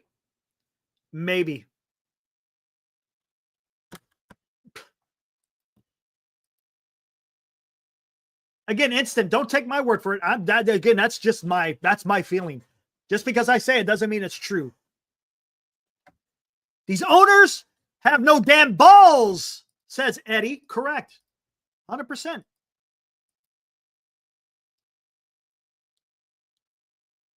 Damn, we are doomed. It's going to be a long 5 years. I know, Eddie. That's the thing. I'm not signing on. Was Farhan a scapegoat? I don't think he was a scapegoat. Look, yes, they fired him, but they're still carrying on the same type of philosophy. The problem with Farhan is he just didn't deliver, because I think he sold them a bill of goods telling them, hey, I can make the team better by doing this, this, and this, staying below this set point of price, right? But he couldn't get it done, and he just sucked. So they got rid of him, and they brought in Posey. Again, I think they brought in Posey to kind of deflect. That's me. That sounds bad to think that way, doesn't it? Doesn't it sound bad? And that's what's so disappointing. Why am I sitting here, guys, talking to you here on a Friday night here, 9:29 p.m. Pacific? Why am I sitting here telling you guys one of the reasons why they may have signed or hired Posey was to deflect? That sounds bad, doesn't it? But that's the doubt that's in my mind. That is what the San Francisco Giants have created for me. It's created a situation to where I now have to doubt every move that they make because I don't want to get fooled again.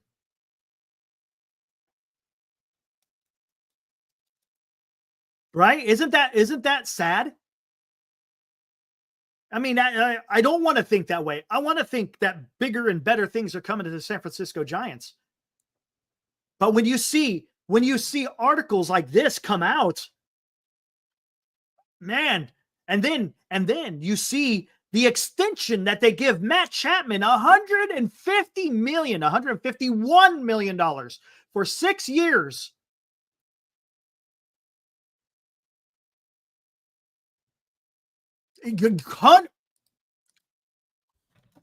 Where's it at? Where is it at? And now, another Giant Sports Talk Live hot take from senior softball games. Eric might be onto something with Posey and a deflect. I mean, at the end of the day, Posey is an owner. There you go. He is. He's an owner. He's not only the president of baseball operations, he's also an owner. He wants to make money too, right? Can't blame him. Of course, people want to make money. But the problem is, and here is a problem. Yes, Wolfmack, he's not a star. He's a good player, but Chapman is not a star. That is correct. But let's talk about this. Yes, Posey is an owner, but you also got 33 other owners involved in this. And all it takes is a couple of them to put the kibosh on it, right?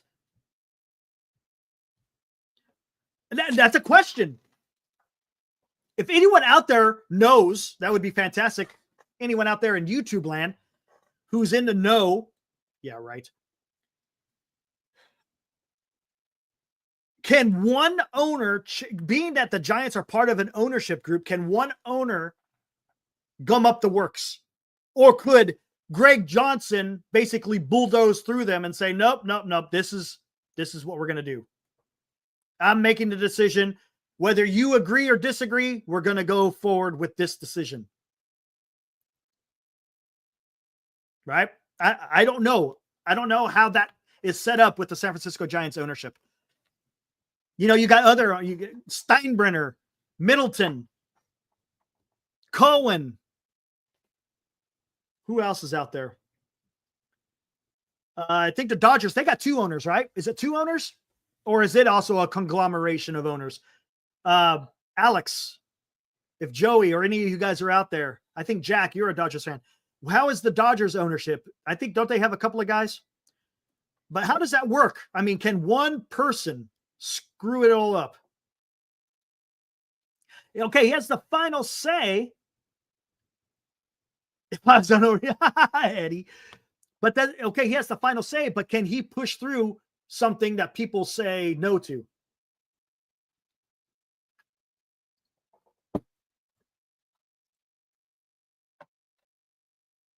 Maiko, good point. Players want to win. Until the farm actually churns out enough talent. Well, you know, I don't know if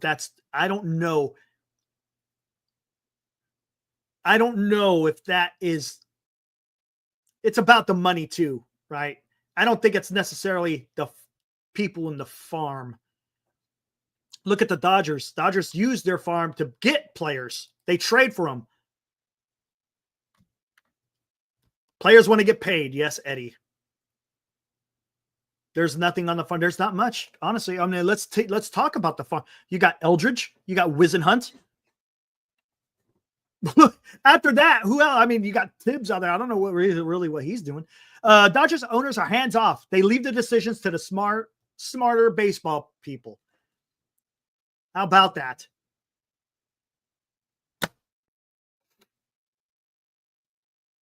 Eddie. There's nothing on the farm. That's it. Yeah, exactly. Bishop, no, he's that guy. Crash and burn. Well, Will Bednar, I think he's kind of coming back a little bit, I guess. But, God, he's been not exactly coming through. Yeah, Charles owned 29% of the stock. They had the final say. So they could push it through. If they say, if an owner says, I don't want to do it, Charles can say, yes, we're going to do it. Is that what you're trying to say?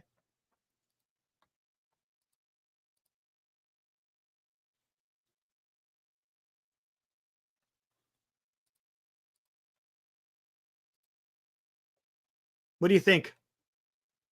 Yes. Okay. Bishop did have an MAA on a Reddit a couple of years ago. Dude was more interested in his music. Oh, okay then. Tyler Beatty was kind of the same way, wasn't he, Gilbert? If I'm not mistaken. Yeah, that's true. Yep, that's true. Bishop, Crawford, Bednar, all first-round picks who all got injured. Bishop, what was his? Oh, Tommy John. Crawford, shoulder, labrum surgery, out for the whole year. Bednar, I think he had a bad back. Yeah, it's dude, talk about snake bitten.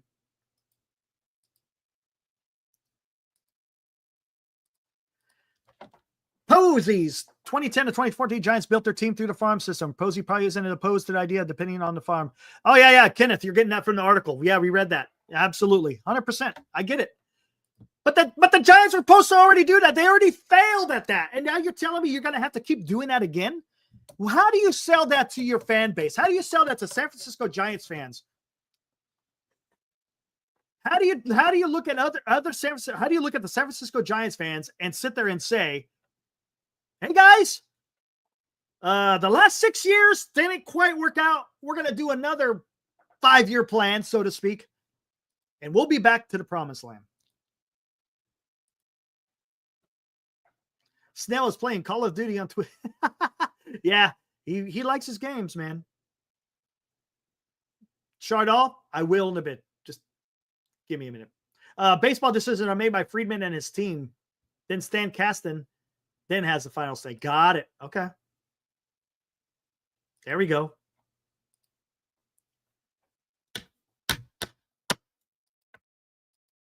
Oh, man, guys. Look at Mike. Another problem with the Giants. They need big names with production, not 30-year-olds who have come off bad seasons looking to yeah, I get you. I get you, man. That's something that the Giants have been doing for quite a long time. It seems like, and I think someone said it in the chat. I can't remember who said it. You guys remind me. Someone said San Francisco Giants are the Betty Ford Clinic to the MLB. Guys come to the Giants, get rehabbed, then go on to have success somewhere else.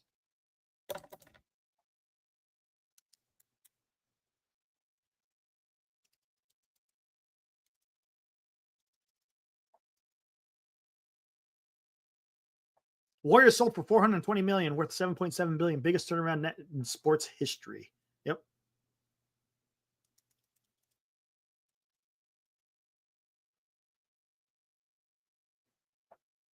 Where are you pulling this from, Mike? I know what you do. I know your opus operandi. I know what you're doing. It's simple. The Dodgers owners are better than the Giants owners. It sucks, but sometimes I wonder if fans using this as a talking point will actually light a competitive fire under the Giants ownership. Come on, man. That's exactly, Eddie. There is no fire. There's no fire in this ownership group. Buster Posey, he's the only one. He's the only one that has the fire. I'm not going to doubt his fire. He likes to compete. I'm not going to say that. I will never question his will and want to win. But he might be handcuffed. But there is no competitive fight. Look, I mean, come on. Let's talk about this. MLB's launching pad. Exactly, Alex. Let's talk about it. Look at over these. Let's just take 2022, 2023, 2024. Have the Giants been, I mean, does that, just those seasons, so shouldn't that light a competitive fire underneath the ownership? Shouldn't that, see, if ownership is sitting there looking at the Dodgers, your longtime rivals, and you see what they're doing, and that doesn't get you fired up? And how does that get you fired? Are you telling me that looking up, I'll do this again, guys. You guys are going to love this and you're going to hate it. You're going to hate it. It's going to sting. It's going to sting, guys. It's going to be a little bit of salt in the wound. But you had fans, you got to hear this, because if you don't hear this, then you're going to forget. You're looking up San Francisco Giants. Who do you see above you? Arizona Diamondbacks. Pretty good team. San Diego Padres. San Diego Padres have got a pretty damn good team. And they got a GM who's not afraid to be bold. Hey, even the Diamondbacks GM, pretty good.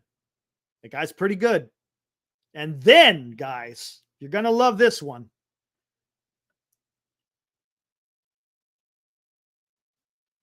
The 2024 World Series champions, Los Angeles Dodgers.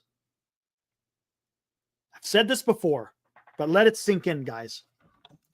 2024 Los Angeles Dodgers World Series champions. If that, I'm telling you guys, yeah, Benji. But if that doesn't light a fire under an ownership's butt, what else can you do, man? If you can't sit there and see what has happened, then why are you in this game? Why are you in this business? Just sell and go do something else, man. Go do something else. Why be part of a baseball organization to see your rival achieve greatness on your watch? What are you going to do? But then the news that comes out, and look at this. How many weeks removed are we away from the World Series? 2 weeks removed from the World Series? And this, and we're getting all hyped up. We're pumped up, man. We're ready to go, man. Look at this. I had this ready to go. I had that ready to go. News is coming out. Hey, we're getting excited. Hey, yesterday I talked about what is different ways the Giants can get better without going to get Juan Soto. I'm pumped up. I'm excited, man. We're ready to do something here, guys. Giants are going to be better somehow, some way. And then this news comes out. And how's that supposed to make you feel as a Giants fan? How's that supposed to make you feel? Literally, the title, Giants anticipate a payroll reduction in 2025. This is 2 weeks after the Dodgers have just won the World Series. But yet, the Giants want you to come out to the ballpark, watch your San Francisco Giants.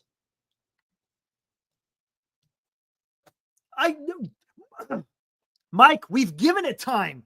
At what point, Mike, do you sit there and say, do something? Do you agree with that, Mike? How long do we have to say, give it some time? You want to see? Hey, for those of you who remember when Brian Sabean was hired as the San Francisco Giants GM, 1996, right? His first year. Didn't do a whole lot. The next year, what did he do? Got to the playoffs, right? If I'm not mistaken, 1997. Oh, I know they won it. Look, Mike, it goes beyond just firing Farhan. You also got to put in place a philosophy and a want to win. Just because you fire the guy doesn't automatically make you a good team. You got to be able to have that philosophy and the want and the will to go do that. No, you're absolutely right, Mike. 100%. The team is going to be better without Farhan. 100%. But this is not the path that I wanted to see the Giants go. Mike, there's a big difference. Again, just because you fire one guy who absolutely sucked, and we all agree on that, he sucked, even though you're a little bit of a supporter for Farhan. I remember you were a supporter of him, Mike. But just because you fire him doesn't automatically mean that you're going to start winning, because you got to do other things. The first thing you have to do is get rid of the problem, though.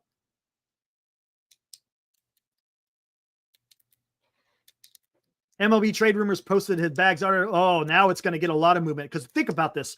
The Athletic, you got to pay to be able to read that. So maybe a lot of people haven't been able to exactly read it. Now that it's on MLB Trade Rumors and they got the details, now we'll see what happens. Yeah, Farhan was a problem. No doubt about it. 100%. No doubt about it. Okay, I understand you give Posey a chance. That's not what I'm saying. What I'm saying is if you're going to handcuff what you could do this offseason when you have some guys that you go out there and actually make the team better, and you can't because you want to save a little bit of money.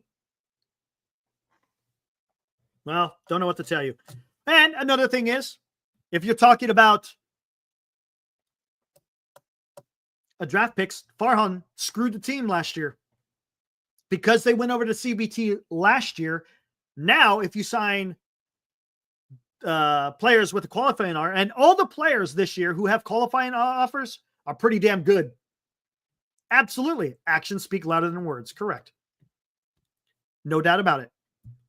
But because Farhan has put them in a position to where if you sign a player this offseason with a qualifying offer, you lose 2 draft picks and $1 million. Oh, 100% Benji. Love this game. It's yeah, I wouldn't be surprised if you see Goldschmidt. I don't know. Can you do all that though?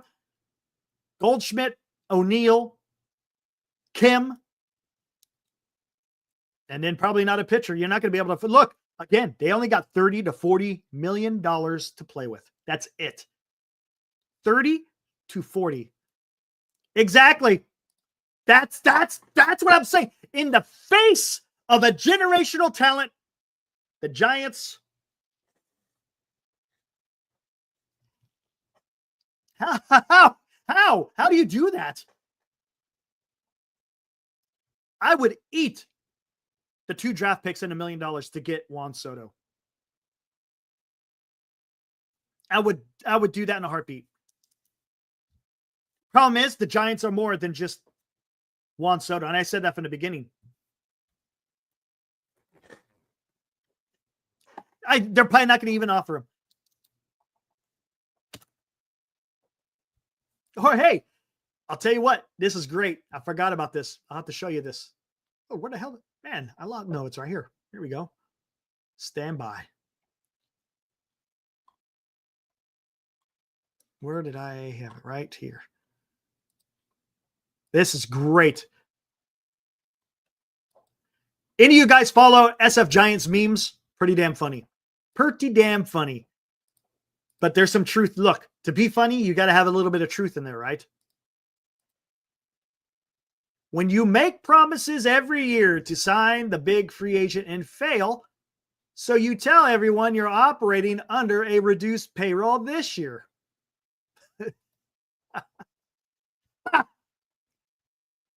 That also may not be too far from the truth. That may not be too far from the truth. SF Giants memes, if you're watching me, that was fantastic. Absolutely fantastic. Oh, don't start, Eddie. No, that's desperation. That's desperation. Don't do that. Don't do that. I'm telling you, don't go that route with Trout. Don't go the route with Trout. You like that? How about that? Do not take the route of Trout. No.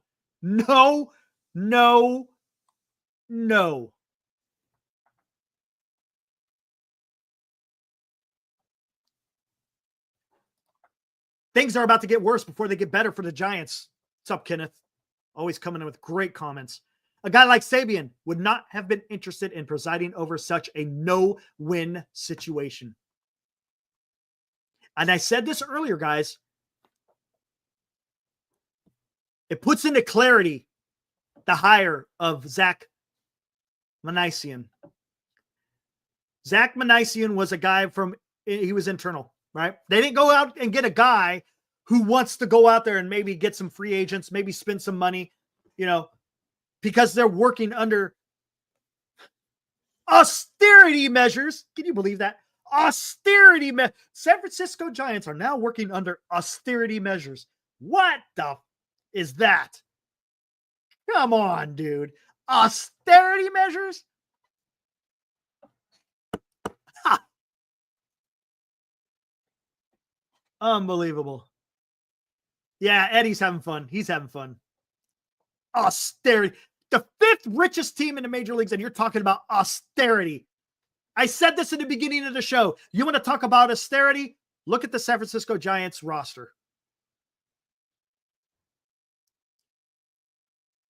Look at the. You want to talk about austerity? It's not their freaking. It's not their bank account. It's the roster.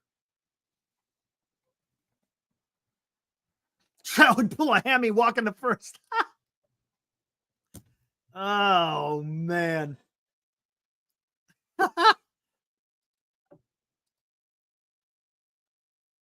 And that's a great question, Hope. I'm wondering if the Giants owners just don't care.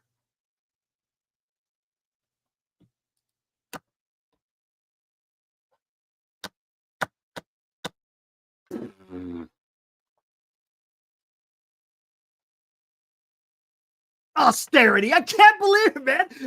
I keep thinking about this. Austerity.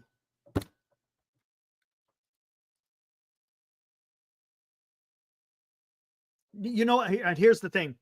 You couldn't trade for Trout anyways, because you think that are the Angels going to take on all that contract? Absolutely not. Absolutely not. And if they're going to take up a significant part of that contract, the Giants are going to have to give up quite a bit, because that's a lot of money that the Angels will have to pay someone that's no longer on their team. So I think we could probably put the Trout trade to bed. It's fun to talk about. It's fun to get crazy about it. Joshua Carson, just waiting to see Donnie Walton has been assigned to play second. Well, that's a good question, Mike. Why should we care? Good point. That's a good point. Why should we care?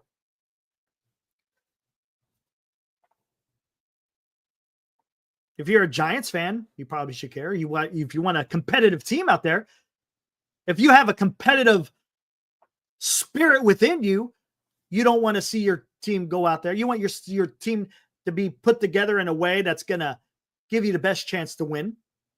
Unless you want to see the Dodgers and the Padres and the Diamondbacks beat your head in. Hey, the Mets, the Braves, the Phillies, the Brewers, probably the Reds. You want to watch those teams take care of business against the Giants? Hey, again, if it doesn't bother you, then why should we care? But I'm a Giants fan, and I want to see the team win, man. I have passion, man. They might sign Torres. Oh, yeah, there you go. Gleyber Torres. Jeez. There you go. There you go. Gleyber Torres. Oh, my God. Gleyber Torres.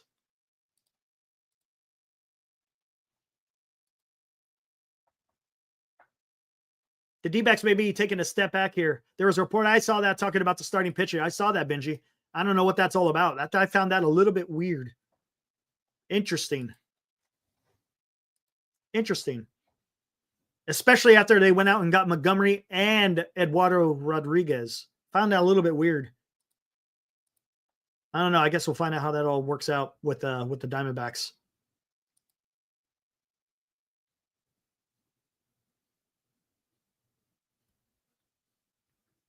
Mike wants to know, Kim stole 22 stolen bases. Would you bet? We don't even know when he's going to start, Mike. He's recovering from that shoulder surgery, and they may not want him to steal. He hurt his shoulder by stealing a bag, Mike. So I don't know. Maybe they want him to start sliding feet first. I don't know, but that's how he hurt his shoulder, by sliding into second base.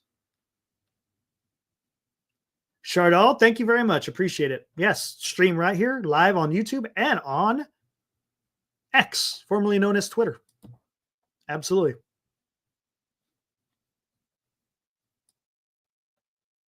What else do we got on?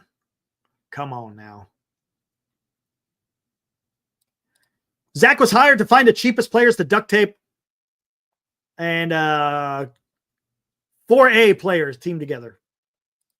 Again, kind of to go back to that's It kind of makes sense now. Because remember, I was wondering, why are they hiring Zach Maniason?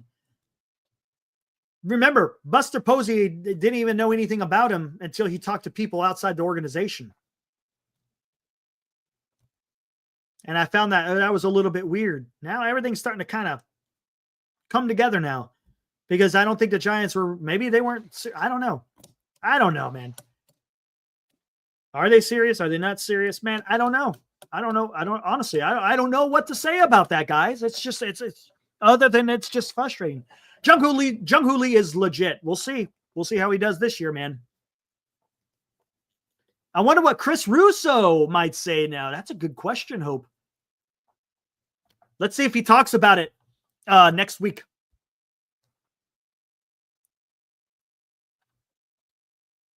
Ooh. Alex. Dodgers win the World Series and are stacking up this offseason. So the National League West throws in the towel. No fire.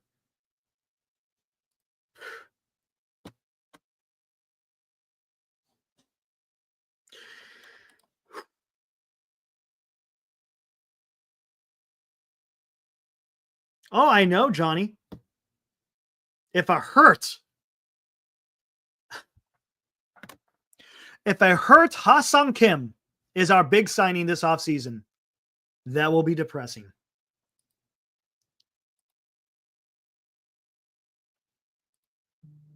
Oh, man, dude. I wouldn't know what to do.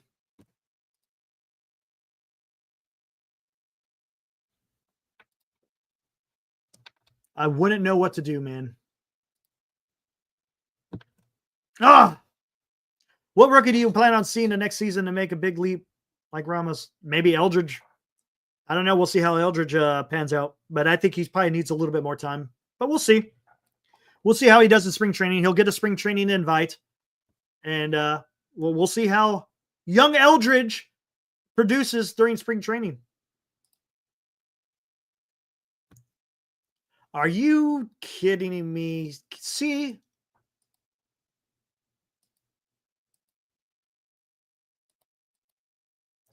This is what I'm talking about, man. Look, I understand. Yeah, Will's doing good. I know he's busy. Why is the focus on the marginal players? The focus, guys, needs to be on the 26-man roster, not the entire 40. Yes, the 40 is important, but the focus needs to be the 26-man roster. More specifically, 1 through 9.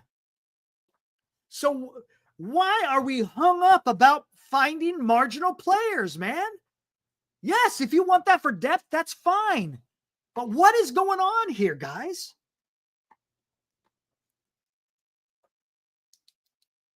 It's almost like they just want to one-up each other, right? It's almost like they just want to one-up each other. Hey, guess what, man? I found this guy, and this team left him for dead, but I hired him, or I signed him, and we saw some intangibles in his skills, and we were able to tap the potential that he had within him, and look what he is now. Right? That's what it almost feels like. Who gives a shit, man? For depth, I get it. You want to find marginal players in your 35 through 40 of your roster? Okay, that's fine. Good on you. But is that going to be your foundation? No, man.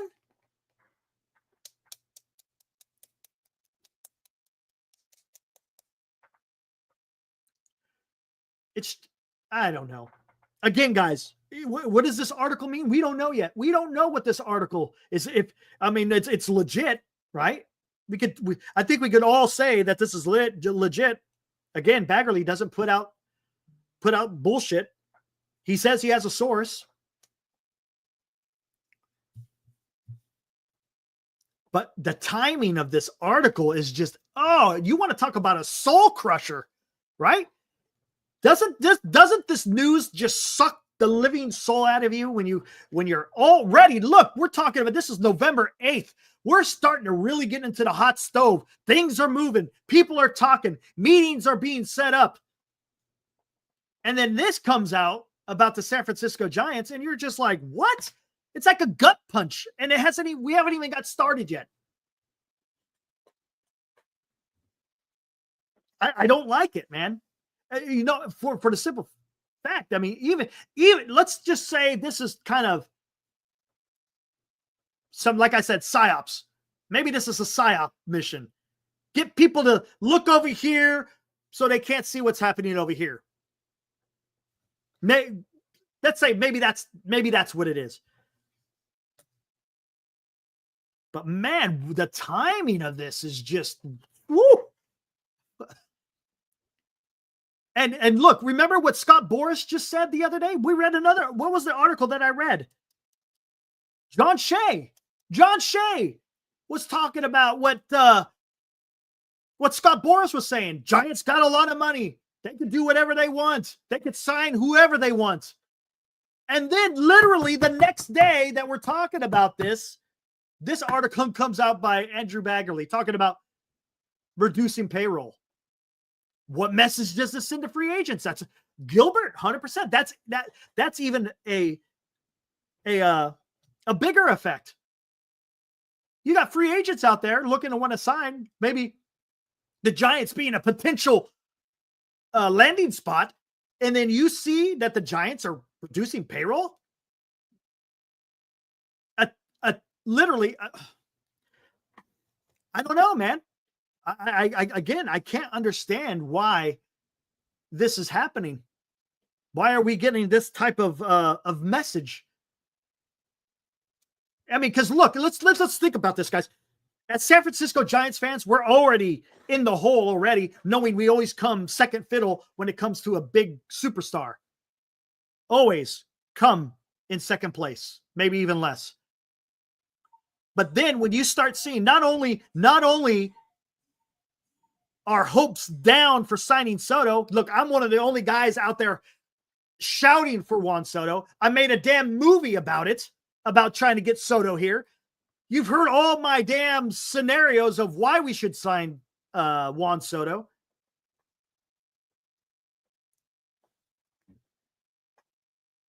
But for the majority of the fan base, it's like, oh, Soto ain't coming here. No, he ain't coming here. But then on top of that, you're going to get this news where they're not just not going to sign Soto, they're going to cut payroll. And not only are they going to cut payroll, Farhan put us in such a hole last year because of going over to CBT. So if you decide to sign a player this year who has a qualifying offer, you're going to lose 2 draft picks and $1 million.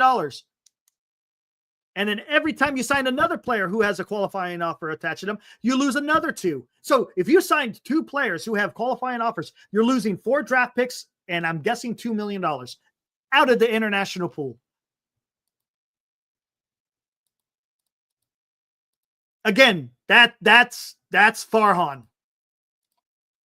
That was because of Farhan. You know what? That's a great question. Well, hey, Andrew Baggarly, he's a journalist, right? So if he's going to have information, he's going to go out there and he's going to put it out there, as he should. He's a journalist, man. That's what you do as a journalist. As a journalist, you're supposed to go out there and report that type of stuff.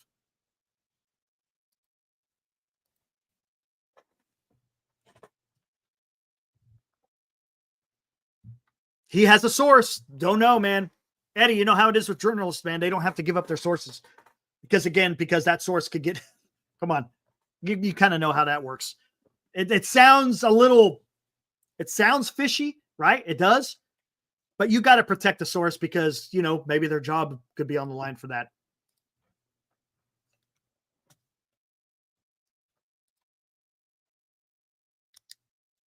Yeah, man, it just leaves a bad taste in my mouth. Kenneth, now we have to wonder who our shortstop will be. Kim. Right fielder, yeah, that's what it's going to be. You guys want to talk about it? Here we go. This is probably what it may be right now. As we're sitting here at 10:05 p.m. on November 8th, Chapman will be at third base. Kim will be your shortstop eventually, but before he shows up, it's probably going to be, and Baggarly talked about it, it's probably going to be maybe Schmidt or Fitzgerald at shortstop. Second base, I thought it's going to be Fitzgerald. I think it's going to be Fitzgerald. First base, don't know. Have no idea right now who first base. It's going to eventually be Eldridge. But to start the season, maybe it's a Goldschmidt. Maybe it's a Santana.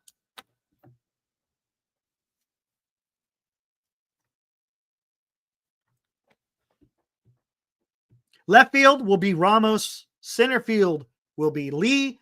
Right field is going to be Mike Yastrzemski. I think it's going to be Mike Yastrzemski. Pete Alonso is not going to be at first base. He's got a qualifying offer assigned to him, and the Giants will not be able to afford him. Not just with money and with the qualifying offer attached to him. Again, guys, for those of you who haven't seen the article, let me show you this. All the way down here.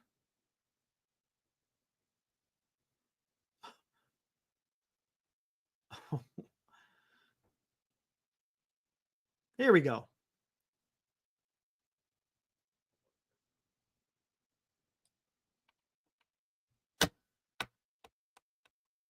Let's start up here. Last March. Here we go, guys. Bear with me. For those of you who've already heard it. Yeah, it might be Goldschmidt, Mike. Hold on. Bear with me. Here we go. Last March, the Giants sacrificed their second draft selection and $500,000 from their international bonus pool when they signed Chapman. They sacrificed their third selection and another $500,000 in international money when they signed Snell. This offseason, because they are a luxury taxpayer, signing a qualified free agent would cost them their second pick plus their fifth pick plus $1 million from their international pool. Signing a second free agent with a qualifying offer would cost them their third and sixth picks.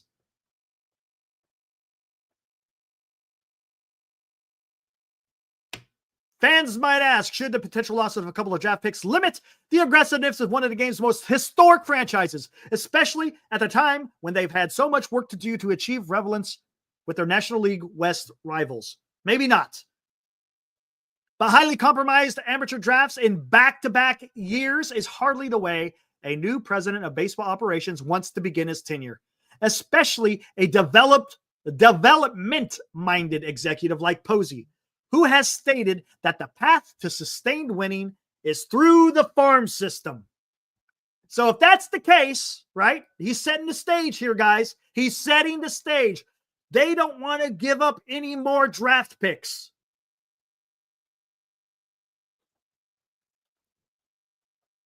Okay, so if you don't want to give up draft picks, here we go. In addition to Soto, the free agents who received a qualifying offer, in other words, if they had received a qualifying offer, the Giants aren't going to touch them, because for each free agent that has a qualifying offer, you lose 2 draft picks and $1 million in international pool. What is the list? Here we go. Willie Adames has a qualifying offer. Pete Alonso, Alex Bregman, Corbin Burns, Max Fried, Teoscar Hernandez, Sean Manaea, Nick Martinez, Nick Pivetta, Anthony Santander, Luis Severino, and first baseman Christian Walker. Those guys, the Giants will not touch. The Giants are not going to touch those guys. Giants will not touch those guys. Again, for the aforementioned reasons. Losing draft picks, losing international money. They're you could write those guys off, guys. Write them off.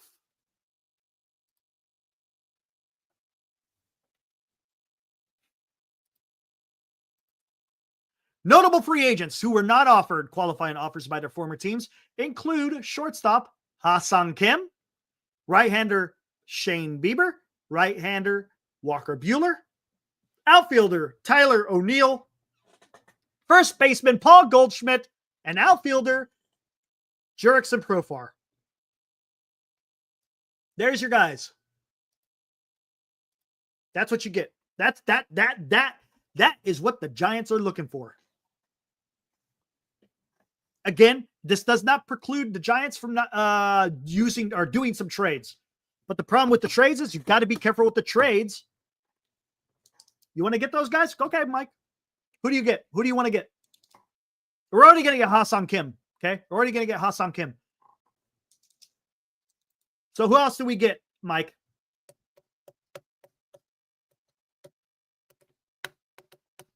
Again, as you tell me who else you would like there, Mike, they could go trade, but you got to be careful. The way you got to be careful is if you're trading for a guy who has a significant contract, again, the Giants are within limits. The Giants, listen to me. Attention. San Francisco Giants are in austerity measures. I say again, San Francisco Giants are in austerity measures. So if they trade for a guy who has somewhat of a big contract, you got to take that in consideration because they don't want to exceed the CBT. Because then you run into that same problem next year.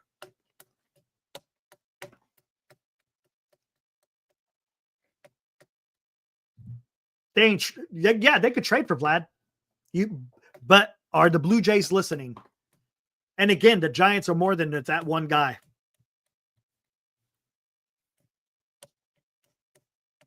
I don't know, man. Maybe they can work some magic with the trade. Do you have faith? Guys, do you have faith that the San Francisco Giants can get big news trade?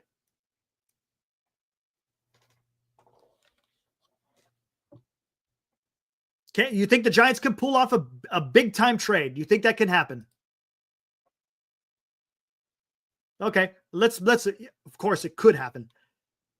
What percentage do you put at the Giants successfully accomplishing a big trade? Man.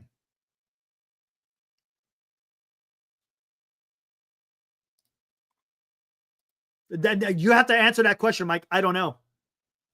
Who do you trade for? Who would you trade for? I've heard people talk about Luis Robert. I've heard people talk about, of course, Vlad. I heard people talk about Brent Rooker, but the A's have already come out and said they will not trade him.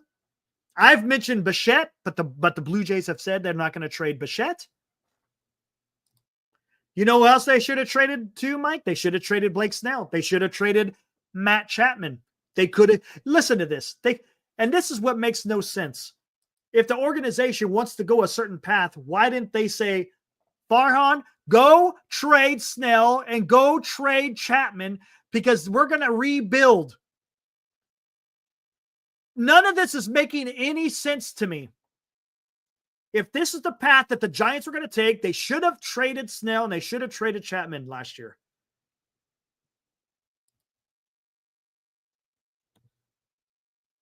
But no, we're in austerity measures.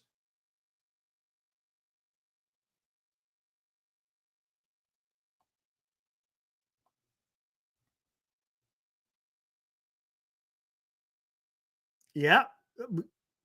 Kenneth, only real trade asset is Eldridge.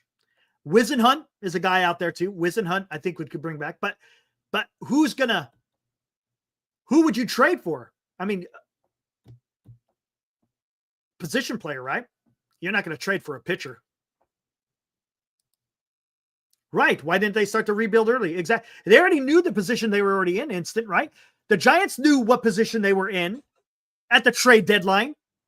So why the hell didn't they trade him? Doval for about what? Okay, what do you think you could get for Doval? I'm not being sarcastic. Well, seriously, what could you get for Doval with a bat?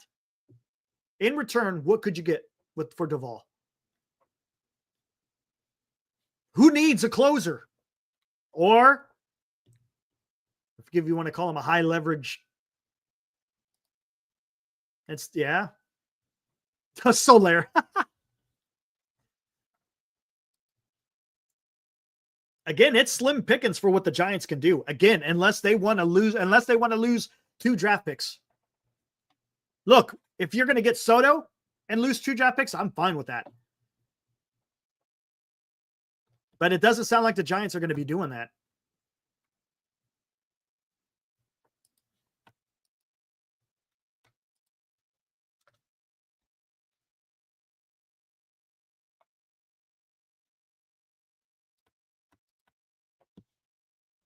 See what we got in here. Nothing. Okay. Giants don't have any moves out there. Duvall will probably get San Francisco some ham and eggs. Yeah, there you go. This is, I mean, it's pretty depressing, guys.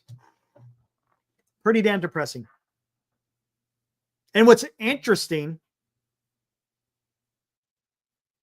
have you guys, I haven't seen any, has the organization come out and said anything about this? I don't think, has there been any quotes from the organization, from the club, about Baggarly's article?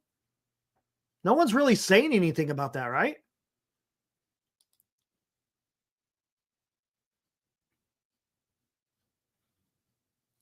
I haven't seen anything come across.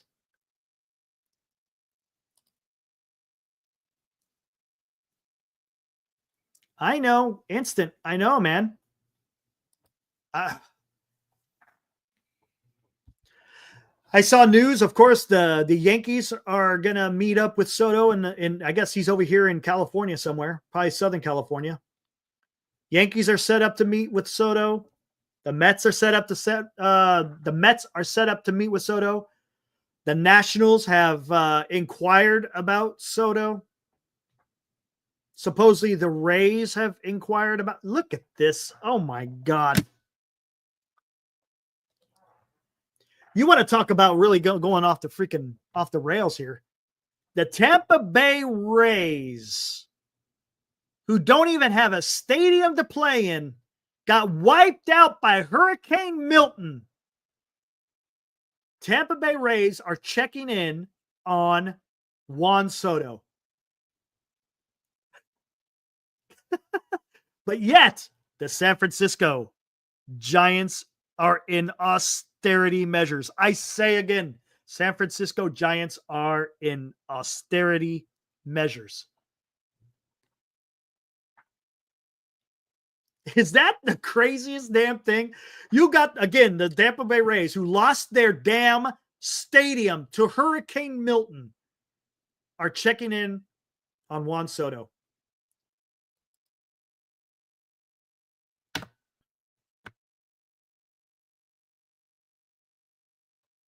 Everybody, Kenneth, everybody is denying. The only one that really said anything was, you guys want to see? Okay, here we go. Let me go find it. Charles Johnson had a comment through The Athletic.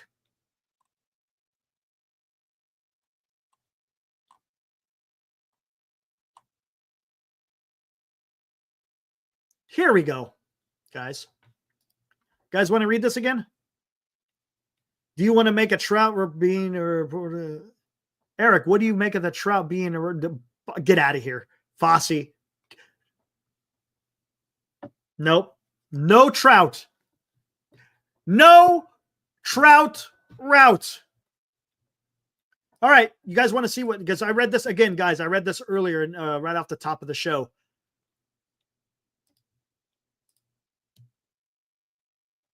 Johnson echoed that message. Hold on. Let's go back here. Posey declined comment on any potential payroll reductions when reached by text, saying he would not discuss payroll matters. Giants chairman Greg Johnson, when asked about player payroll at Posey's introductory press conference on October 1st, said the organization approaches each offseason with an opportunistic mindset and will spend what we need to put a winning team on the field. What does that mean? Okay, let's take that statement that was made on October 1st, Buster Posey's introductory press conference. We will spend what we need to put a winning team on the field.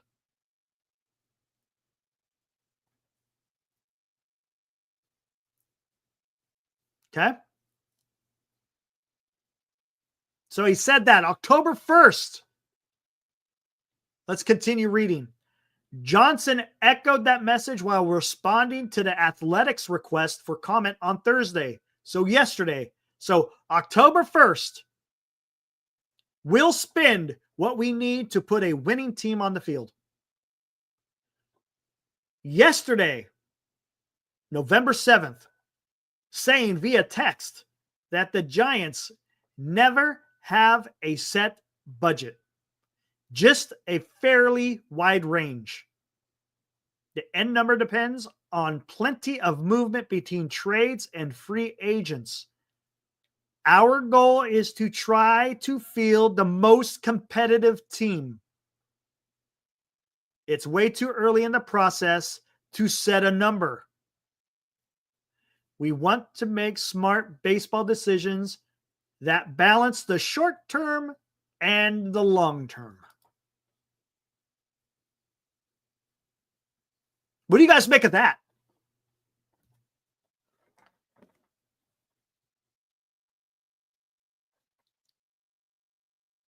Never have a set budget? A fairly wide range? The goal is to try to field the most competitive team. The key word in that one is try. Our goal is to try to field the most competitive team.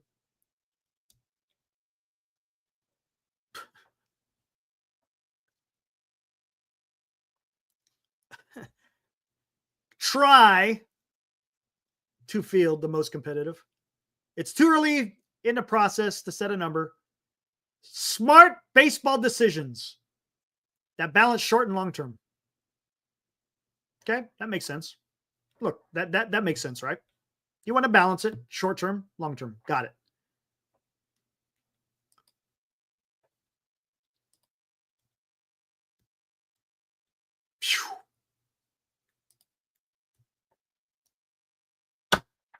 I don't know. Okay, so he said that, but here we go. According to Baggarly, he has a source. According to a league source familiar with the team's plans. A league source. Ooh, I wonder what the league source is. What could that mean? The Giants' adjusted payroll counts for the salary earned in a given year is expected to take a step back.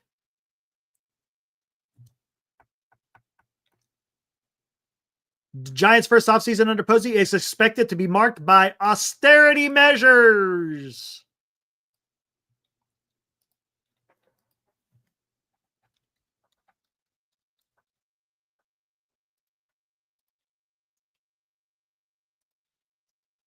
Let's see something.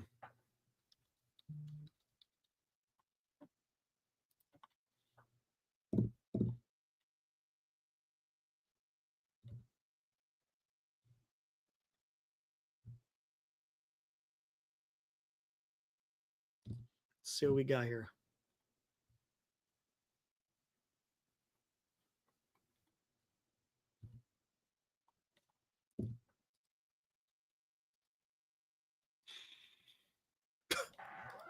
Farhan is still, even though he's gone, Farhan is still out there somehow affecting the future of the Giants.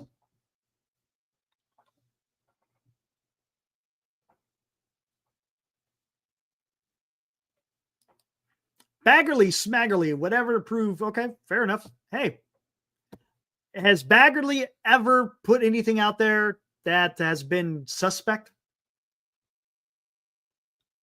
Not that I've seen. And hey, do any of you have any history on Baggarly's putting out any kind of suspect type of stories? I haven't. I haven't. Any of you? Anyone with any experience in reading a Baggarly article where there was some doubt in what he was putting to paper?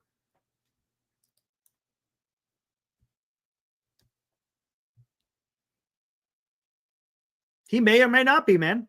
Mike, he may be wrong. He may not be, but he has a source. Joshua trusts him over Pavs. He got kicked out of the clubhouse. Yeah, he had an argument with Romo. Right.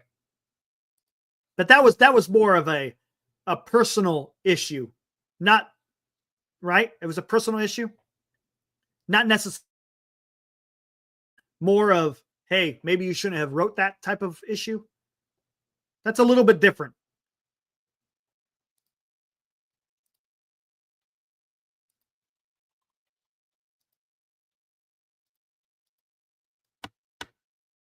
Yeah, I can't remember. I remember it had something to do with Romo. I remember that. And he was banned from the clubhouse. Yeah. But look, again, that was more personal rather than some kind of suspect work that he put out there.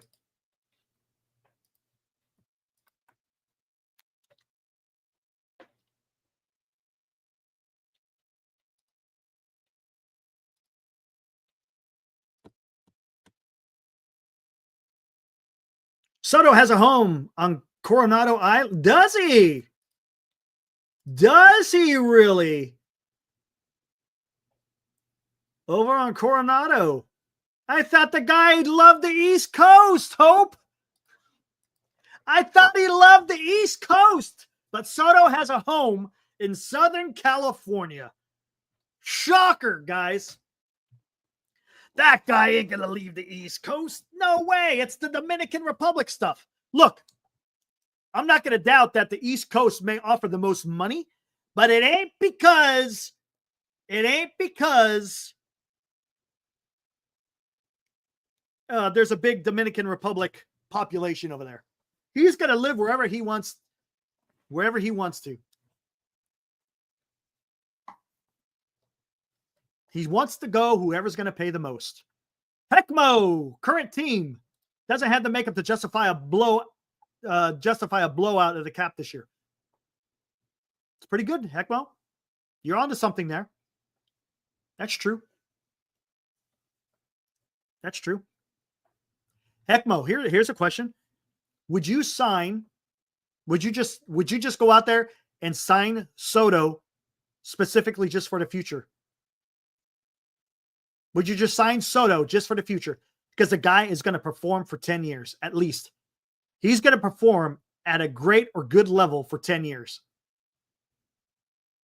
Would you sign Soto for the future?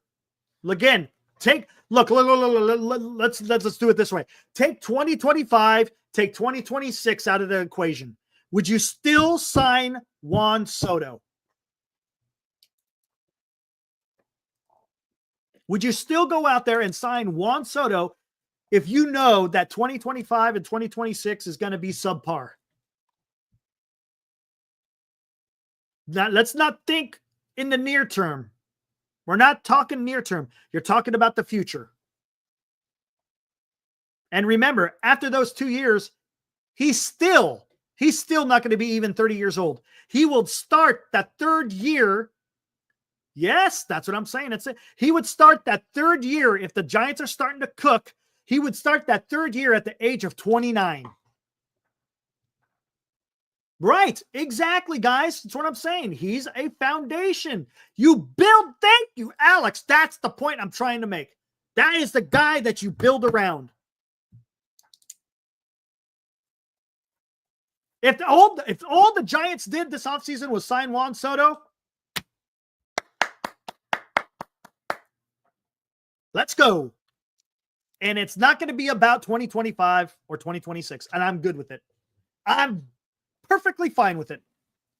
Because then in 2028, 2029, oh boy, you could be cooking with something.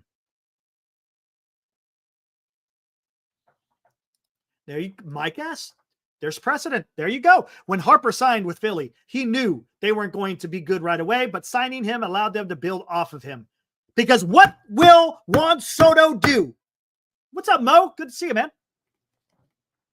What signing Juan Soto does more than just sign his talent. What else will signing Juan Soto do?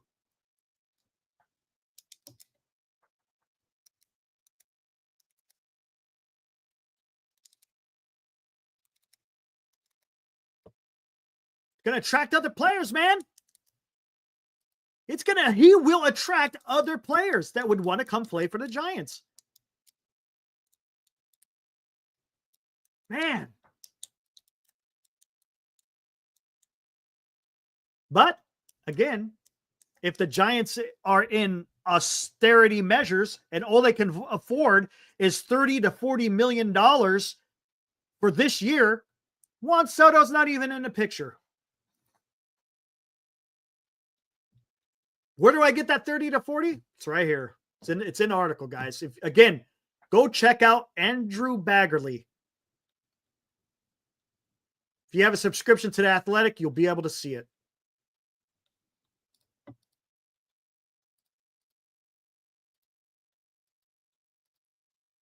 Even a modest amount of belt tightening would leave the Giants with limited resources to spend this offseason. Perhaps $30 to $40 million. And where does that $30 to $40 million come from? It's because you still have arbitration eligible players and pre-arbitration players that you have to take care of.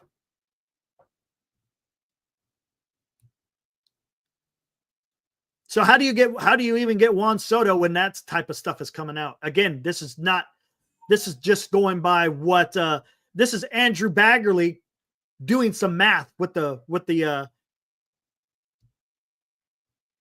payroll. That doesn't get anywhere close to signing Juan Soto for at least the first year. You think Juan Soto is going to take a quote unquote pay cut in the first year? I don't know. Maybe they can work some magic. I don't know, man.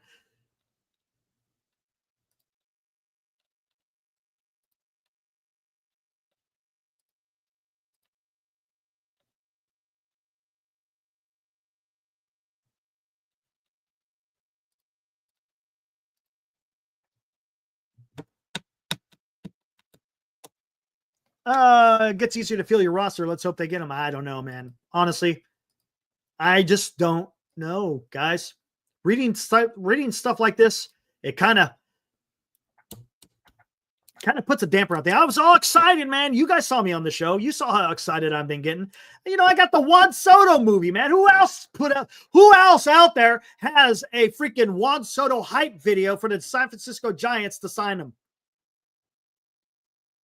Nobody else, man. I'm the only one out there doing this stuff. I want Juan Soto. Yeah, he ain't deferring any money. 100%, Alex. I'm the one that's been the most optimistic in saying the Giants could go out there. If they go big, they could set the foundation and be set for the few years ahead or in a few years. I'm not saying the guys that you get this year means instant success in 2025. I'm not saying that. But in 2027, yes, yep, 100%, Senior. 100%. A new movie that's going to involve Mike Yastrzemski in right field.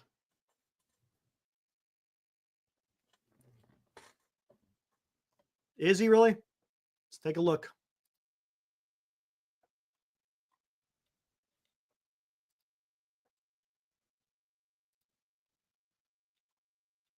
Not seeing it.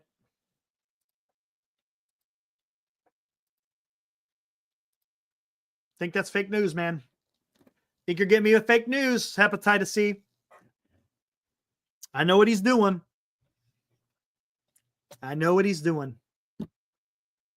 Did he post? Really? Haven't seen it. Where are you guys seeing this? If he is, let me know, man.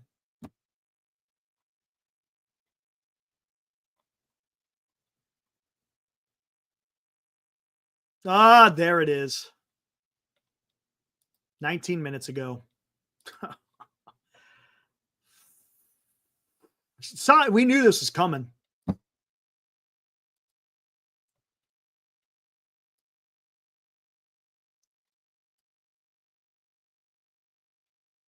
This is what I get for going so damn long.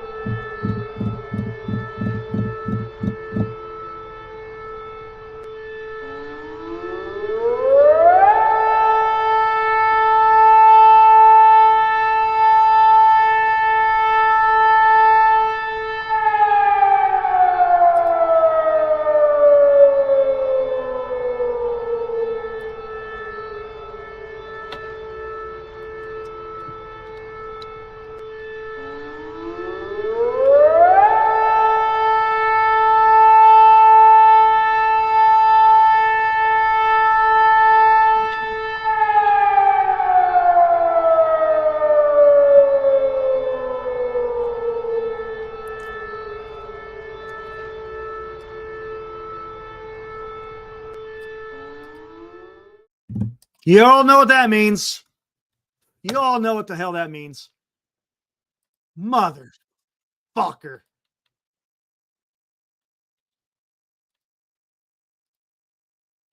You knew it was coming, but still.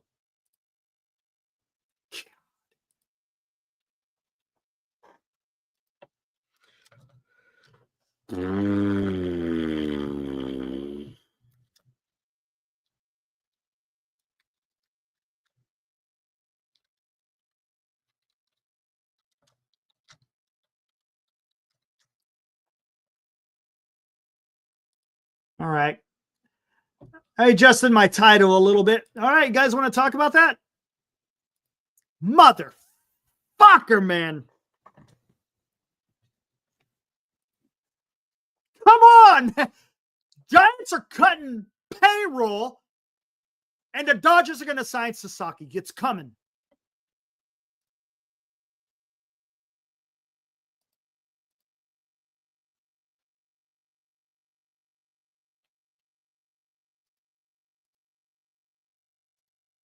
Son of a bitch, dude. Come on.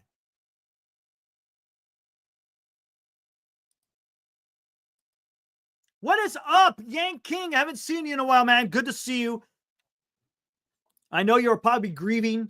I get it, man. I get it. I was rooting for y'all, man. That fifth inning. Here we go. Looks you already know where Roki Sasaki's going. Come on. You already know where the hell it's going.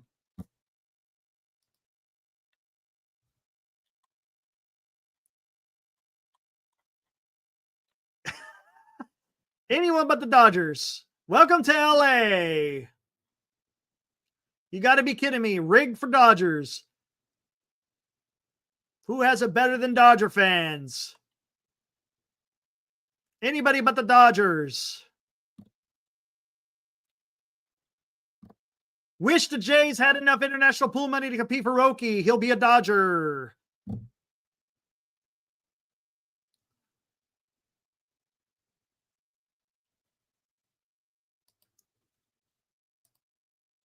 Disgusting, man. Absolutely disgusting.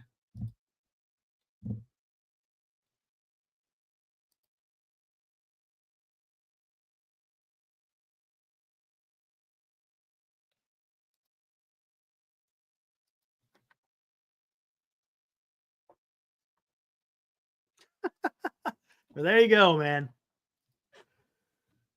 We kept God. You knew it was coming, though. It just sucks seeing it. When I'm sitting here talking about the depressing Giants,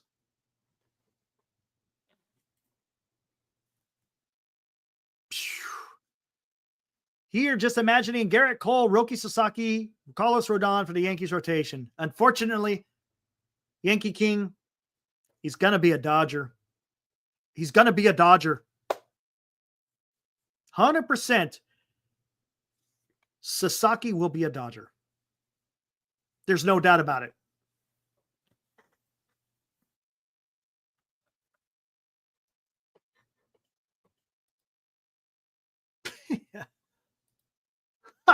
Oh, man.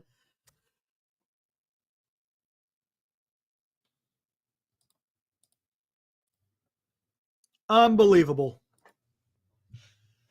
Unbelievable. Joshua, breaking news. Giants are going to be competing with Colorado for the 4th place for the foreseeable future.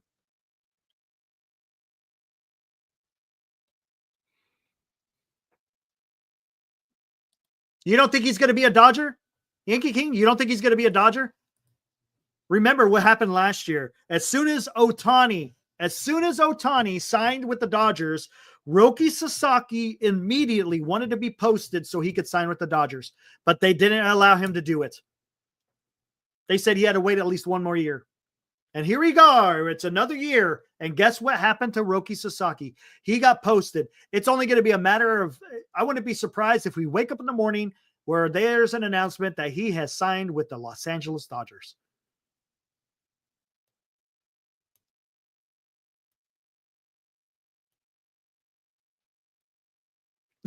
More Katna. That boy will be a Yankee guaranteed, he says. Really? Really? Yankee King, man. They have more international money. Doesn't he decide where he wants to go, though? That's the problem, right? Yankee King, isn't the player decide where he wants to go? He may turn down less money to go play for the Dodgers.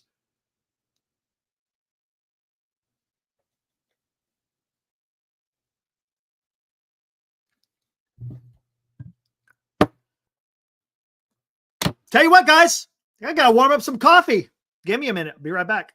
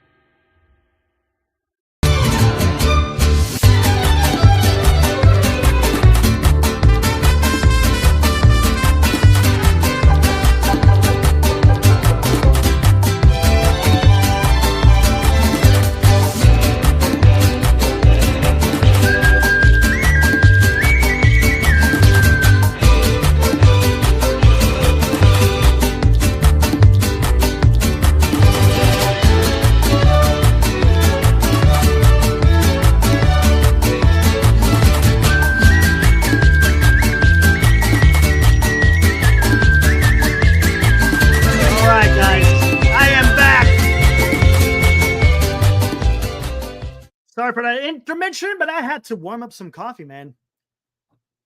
You know what, guys? Feel a little froggy. This may turn into an all-nighter. You never know, man. This may turn into an all-nighter. Kind of feeling it. I'm kind of feeling it, guys. I got it in me, man. Done this before. Roki will get the Japanese endorsement money if he signs with the Dodgers. Japan wants to see him playing with his fellow countrymen. Yeah, I can understand that. There you go. I got a couple of guys in here ready to. Maybe I might have to go to distance.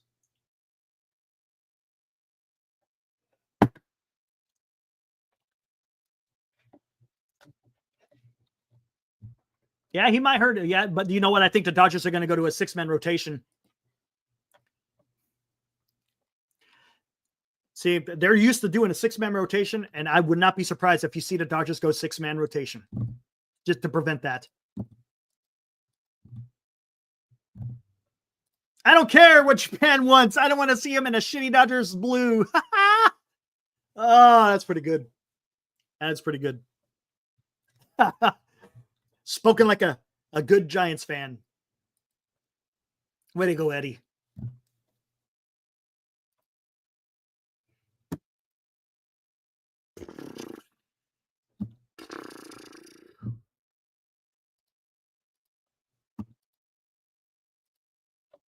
Oh, man. Okay. Is there anyone out there that want to come on? Hey, I'm willing to talk. You guys want to come and join and shoot the shit? Chardal, just wait a little bit. All right. Whatever. Chardal. No, I got to wait on you, Chardal. Just wait. Just got to wait.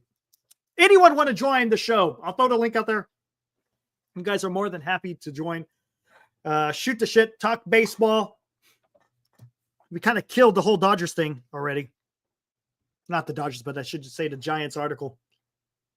Where is Buster Posey when you need him? Right on, Joshua. I get it. I understand. I totally understand.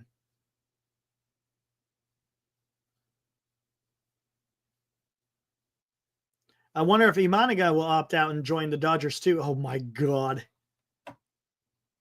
You vote for Tom to come on. Who's you talking? Hey, Senior, you talking about Tom Wayerts? Tom, you want to come on? I'll throw the link out there.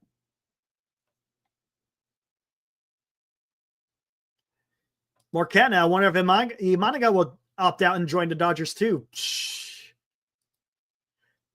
Yeah, I saw something about that, but did he actually say that? I think I saw that somewhere on Twitter.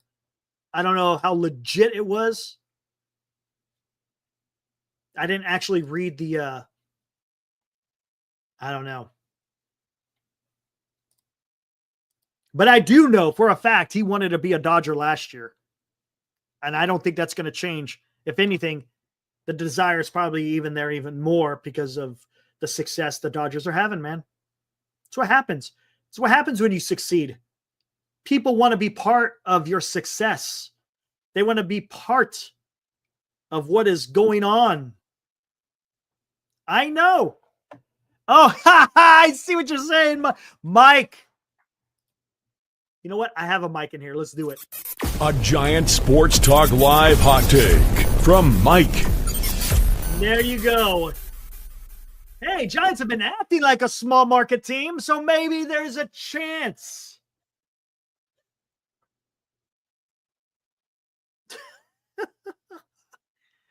Oh, that's great. That's perfect. Again, spoken like a true Giants fan. Not quite, Chardal. Getting close, though. Dodgers are a small market team. What stat does Ohtani have that Barry Bonds also has? Hell if I know. I have no idea. Nah, I don't need tequila, man. Just, hey, some sugar, some creamer, some Folgers in my cup. Good to go. Good to go.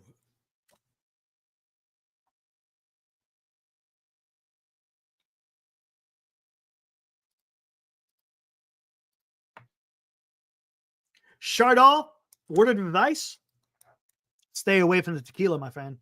Stay away from the fire water. Chardol, stay away from the fire water. Dumbs, I think he might be in the bedroom sleeping. He might be in the bedroom sleeping, Morcatna. Yeah, there's none around here right now. You need some Colombian coffee. I got a great coffee story. You guys want to hear this? Pretty funny. When I was stationed in Germany, right? I was in a NATO unit, and I had a couple of guys from the Italian Air Force that worked for me, and they have it in the break room. Yeah, I'm a cat person. Yeah. Also a dog. We're an all animal, man. Some of the stories I could tell you of some of the animals I saved in my own backyard, absolutely incredible. Anyways, I could talk about that later. What's up, Logan? Yes. Nope. Yes. Roki Sasaki was posted. 100%. 100%. Should I bring it up? Where was it? Oh, freaking, I lost it. Where is it? It was Talking Baseball, I believe. Hold on. No trolling, man. I don't do that stuff. Do not do that stuff.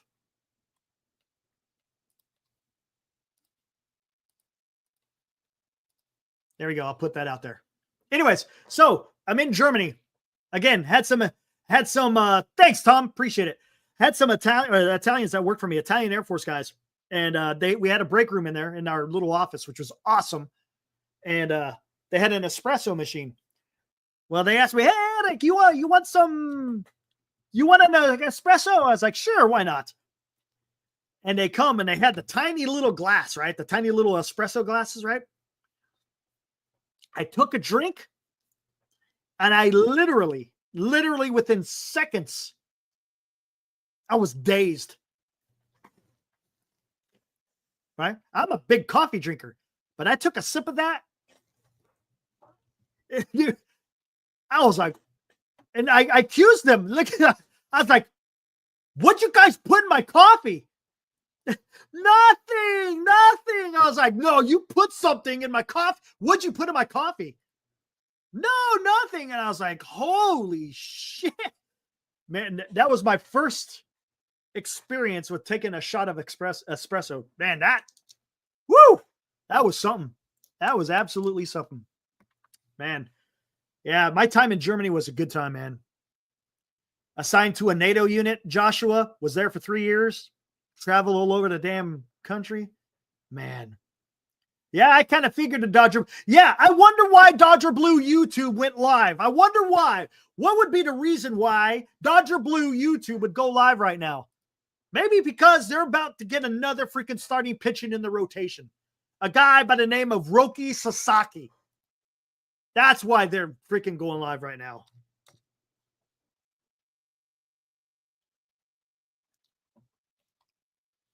God dang, dude. Unfreaking believable. Oh, I bet they do. I bet they do.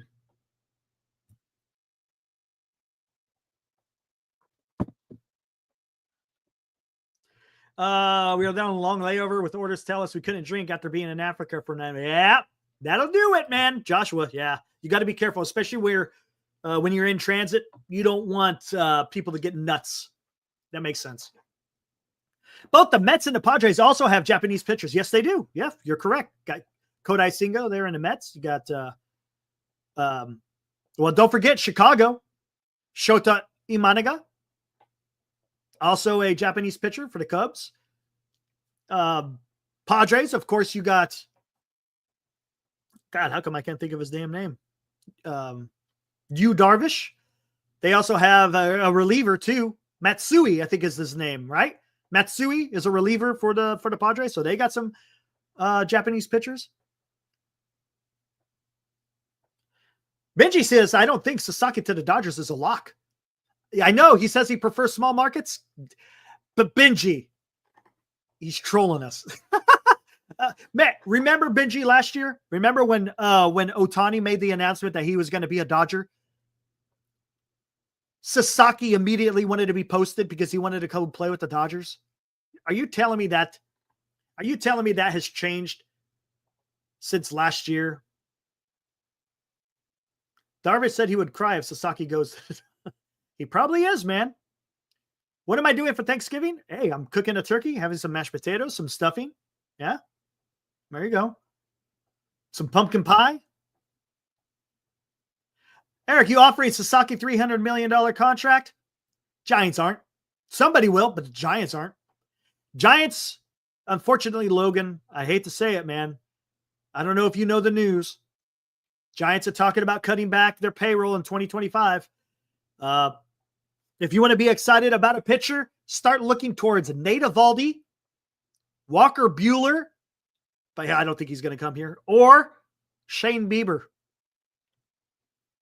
That's about where the Giants are. Sasaki, yeah, he's young. Probably not, Chardall. Probably not. Have some water. Mets are saying they could sign both Alonso and Soto. Oh, I'm sure they can. Oh no, I didn't see that. But that doesn't surprise me. That doesn't surprise me, Mo, honestly. That's the difference, guys. That's the difference between an owner who wants to win and owners who just want to make that money. I get you, Logan. I'm with you, dude. I'm absolutely with you. It's ridiculous. Hey, Logan, did you get a chance to read Andrew Baggarly's article by chance? If you have a subscription to The Athletic, it's well worth the read. Look, as a Giants fan, it's not going to be pleasant. It's going to hurt. It's going to hurt. But I guess that's the reality of what we're facing right now.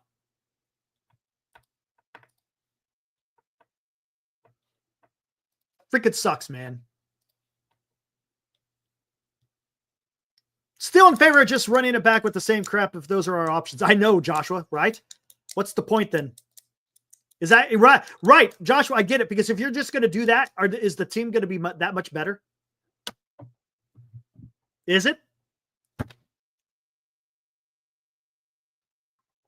Look, even if you run it back with the same team, the team may win a few more games. Well, actually, I can't say that. I can't say that because you don't have Snell. So they'll probably be about the same. The reason why I think you'll get a couple of more wins just because the lineup is going to be more set. You know what? Can I even say that? Can I even say that the lineup's going to be set in stone? Are they still going to be doing this weird shit, guys? If they're still trying to win on the cheap, do you think platooning is totally gone from the San Francisco Giants? I didn't even think about that, to be honest with you guys. I didn't even think about that. Are the Giants still going to rely on platooning their lineup? Oh, dear God.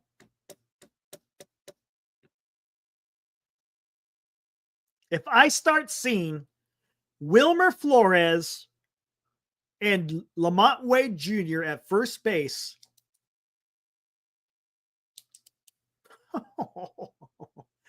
oh my God.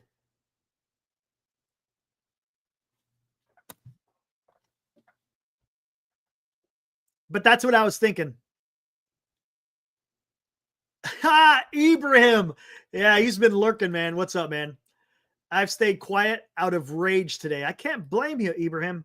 Me and you were going back. Me, you, and Senior. We were having some pretty good discussions earlier, talking about this. Man, dude, it's tough. I've said it. I've been talking to myself all day today, just like, what is the deal here? Yes, Tom. It's looking more and more like Chapman is going to be your cleanup hitter next year. Yaz will be in right field, right?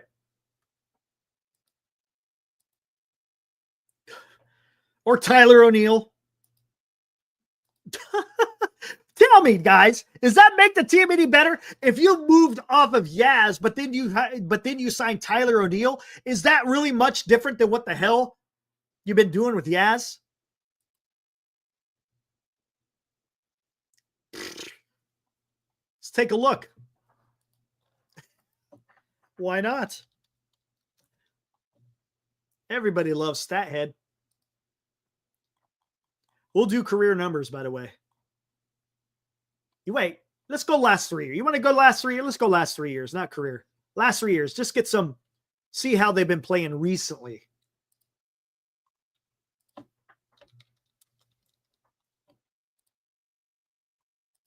Oop, not yet. Why isn't it? Come on.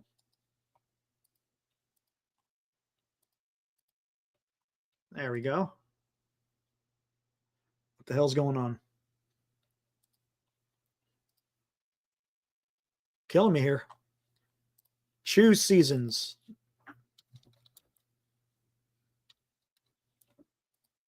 Bear with me. Well, I guess it doesn't want to do that.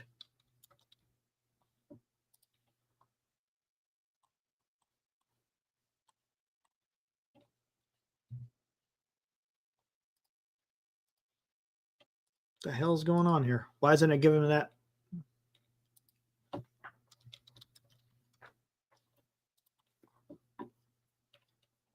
What the hell? Let's get rid of this one then.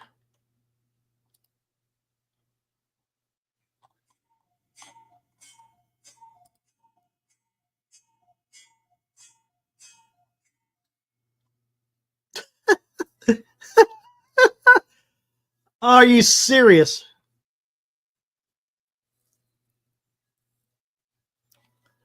All right, guys, here we go. Here we go.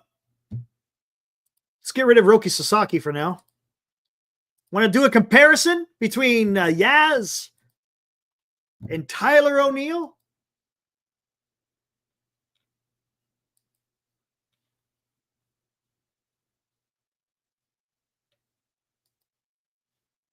There you go.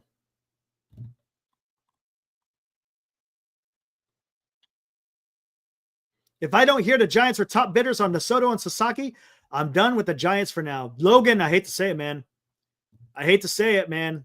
I think you're going to be done. But there you go. Tyler O'Neill on the left. Mike Yastrzemski on the right.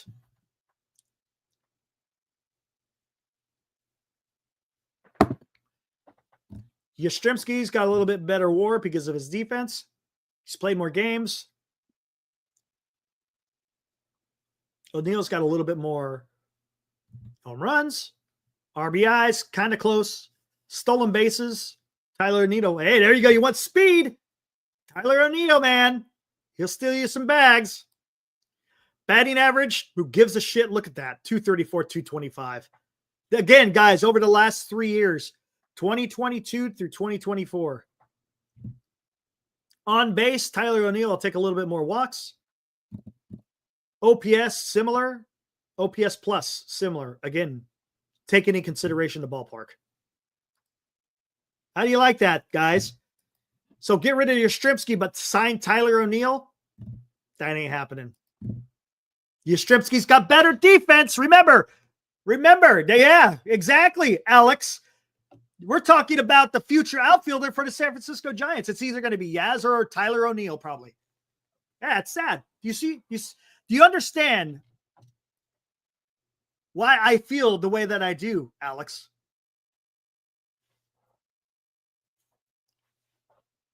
I know, Logan. I get you, dude. 100%. You have a right to be mad. Absolutely, dude. I have seen the birds when I was a kid. But there you go. Tyler O'Neill, Mike Yastrzemski. I say Mike Yastrzemski stays. He's going to be I think you're going to be your starting right fielder next year. Would not be surprised. Not one damn bit.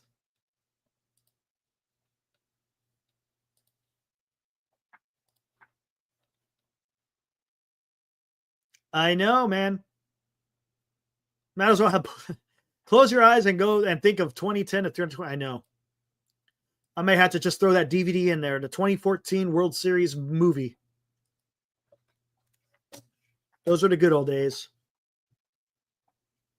Back to mediocre bullshit of platooning 220 hitters. Again, I don't put that out of the realm of possibility either. If you can't sign anyone, you have to draft, but they can't draft.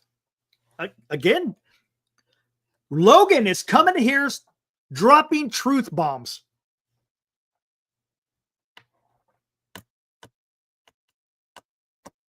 The pet rock. I remember the pet rock, Ibrahim. Do we have any good news, guys? Is there any good news to talk about out there? Anything? Any good news? Come on, someone lay on some good news. Come on, lay it on me. Let's see. Any good news out there?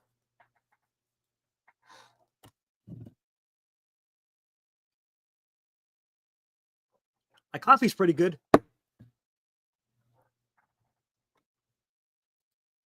Here you go. Buster would not want to replace a former teammate and a good defender with a guy who is only marginally better with the bat. 100% Kenneth. That's what I'm saying. That's what I'm saying. I don't see him moving off Yaz.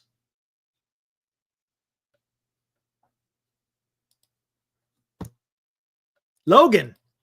It pisses me off more because the Dodgers will probably sign Sasaki and the Giants get nobody. It was over before it even started.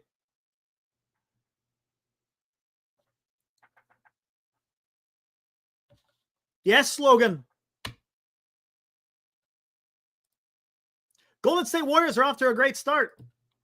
Fortunately, I don't watch big basketball. But congratulations to the Golden State Warriors who are having a good start to their season. There we go. Did save 15% by switching my car insurance to Geico. See? Joshua. Turning that frown upside down. Good news. We don't have to worry about our hopes being crushed during the winter meeting since they did it early. Yep, there you go. I guess that's good news, right, Joshua? I would say it's good news. You can't see Logan's comment, Marquetta? I wonder why.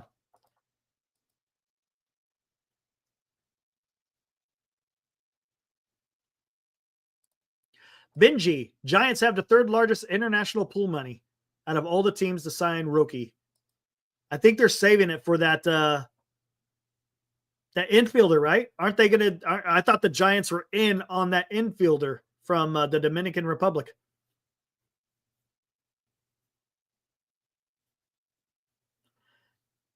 I hear you, Alex.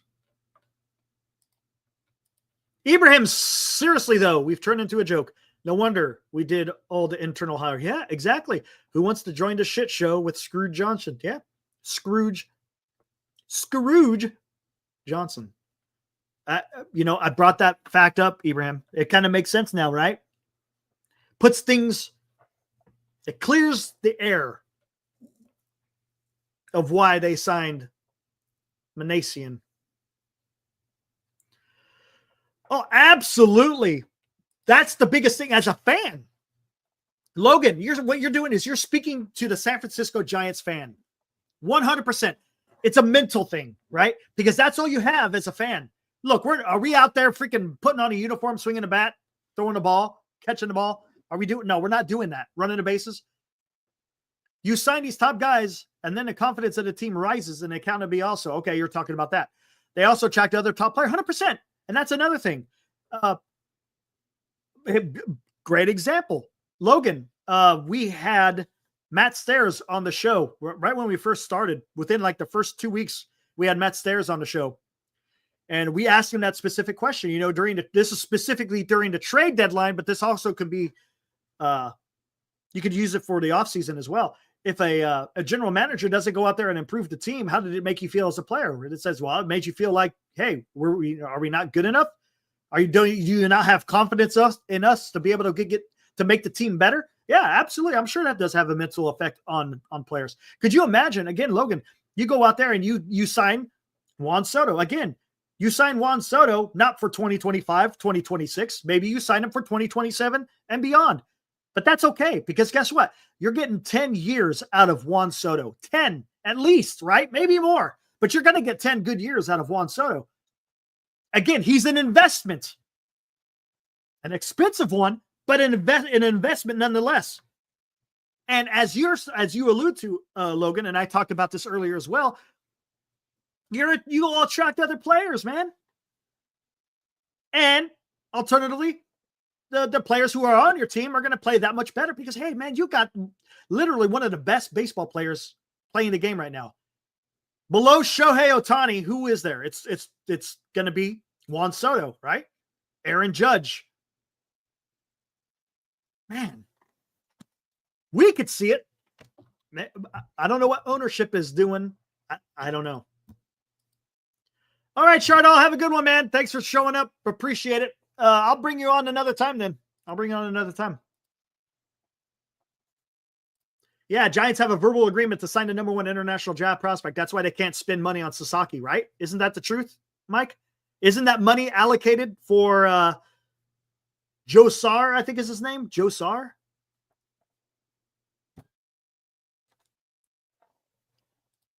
What is up, Benji? What an amazing show this has been. Breaking news and all. Eric, keep bringing, man. Your genitive. What'd you call me? No, gotcha. You're genuine and talented to keep the audience for 3 hours. Appreciate you for giving all this platform to talk. Right on, Benji. And that's kind of what I want to do. It's not just about me. Granted, I'm here talking. I'm kind of like the master of ceremonies, to kind of just directing traffic. I'm a cop. I'm directing traffic, but I want to hear what you guys have to say. I'm not ashamed of saying I don't know. Not at all. And some of you guys got some pretty good things to say. Look, and if I could give a platform for people to come out and express what they feel, I'm done my job. That's how I feel.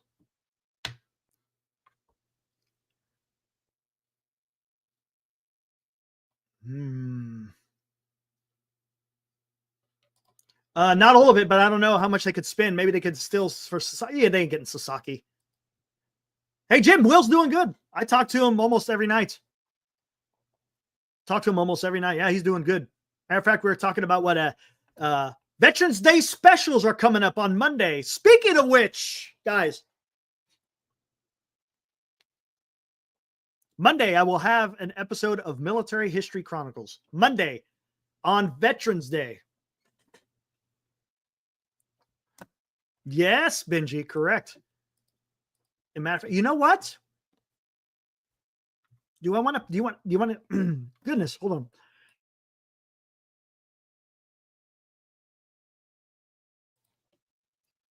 on. Jim, thank you. Appreciate it. I got a little video that I did last year. You guys want to see it? Or do you want me to wait? Doesn't matter to me. I don't mind playing it now. I'll play it. I'm going to play it again on Veterans Day, but Shardall got permission. Is it okay with your parents, Shardall? Mr. Gupta, is it okay with your parents? Did they give you a little extension on your curfew? You guys want to see it? Right on. Same to you, Mo. I know we got a couple of veterans in here, man. All right. Let me add this video. Again, it's going to say 23. I got to fix the slide because when I first put this together, it's before I really knew how to do Photoshop better. But I'm going to fix the title if I can. I think I should be able to. All right, hold on. Let me add this. It's going to take a little bit. Where the heck did I where did I put this? Dude, my entire computer is full of just freaking Photoshop and movies.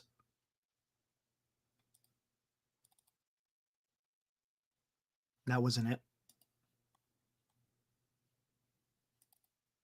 Hey, I found it. Let me upload it. Oh, it's too, what? It's too big, guys. I tell you what, I know what to do. I'll do it a different way. There's a way around this, guys.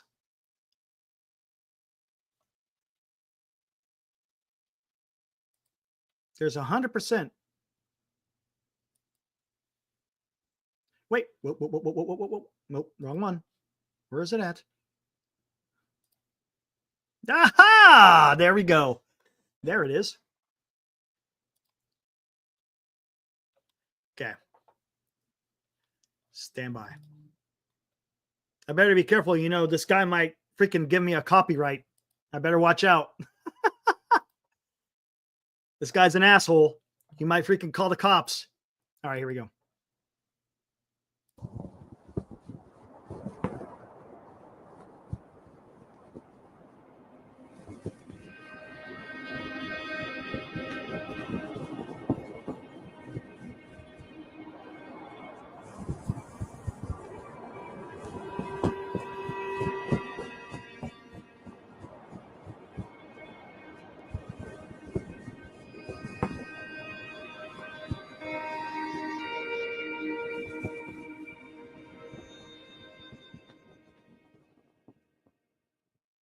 World War I, known at the time as the Great War, officially ended when the Treaty of Versailles was signed on June 28, 1919, in the Palace of Versailles outside the town of Versailles, France. However, fighting ceased 7 months earlier when an armistice, or temporary cessation of hostilities between the Allied nations and Germany, went into effect on the 11th hour of the 11th day of the 11th month.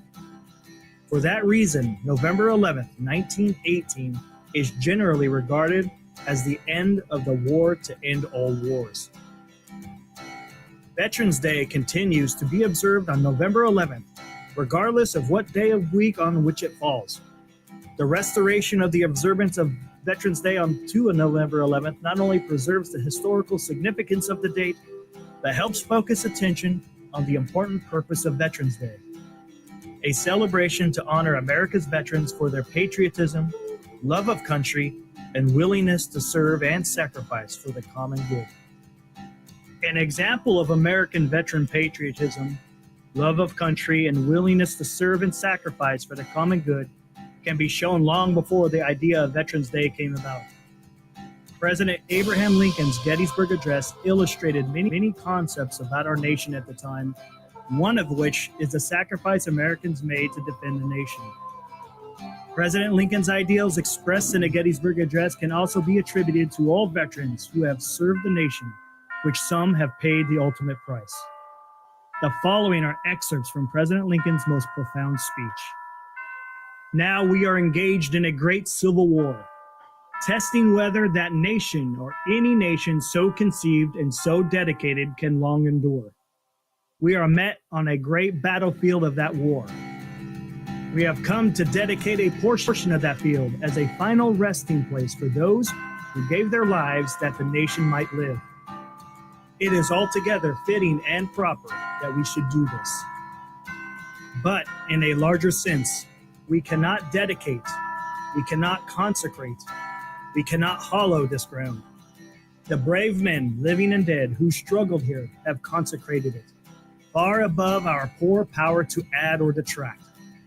The world will little note, no long remember what we say here, but it can be never forgot what they did here.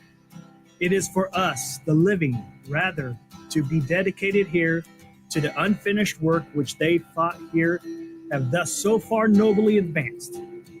It is rather for us to be here dedicated to the great task remaining before us, that from these honored dead we take increased devotion to that cause for which they gave the last full measure of devotion, that we here highly resolve that these dead shall not have died in vain.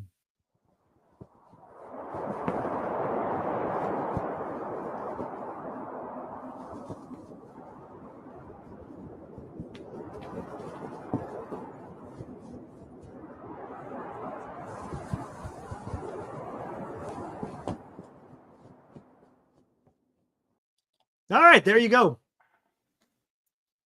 Not too bad, huh? Not too bad. I was happy the way it turned out. Thanks, Benji. Appreciate it. I had fun doing that. I did. I shouldn't say fun. I enjoyed doing that. Thanks, Josh. Thanks, Alex. Appreciate it, guys. I'm telling you, that's my wheelhouse. Yes, that was me, Cryptic. How about that? How about that narrating job, huh?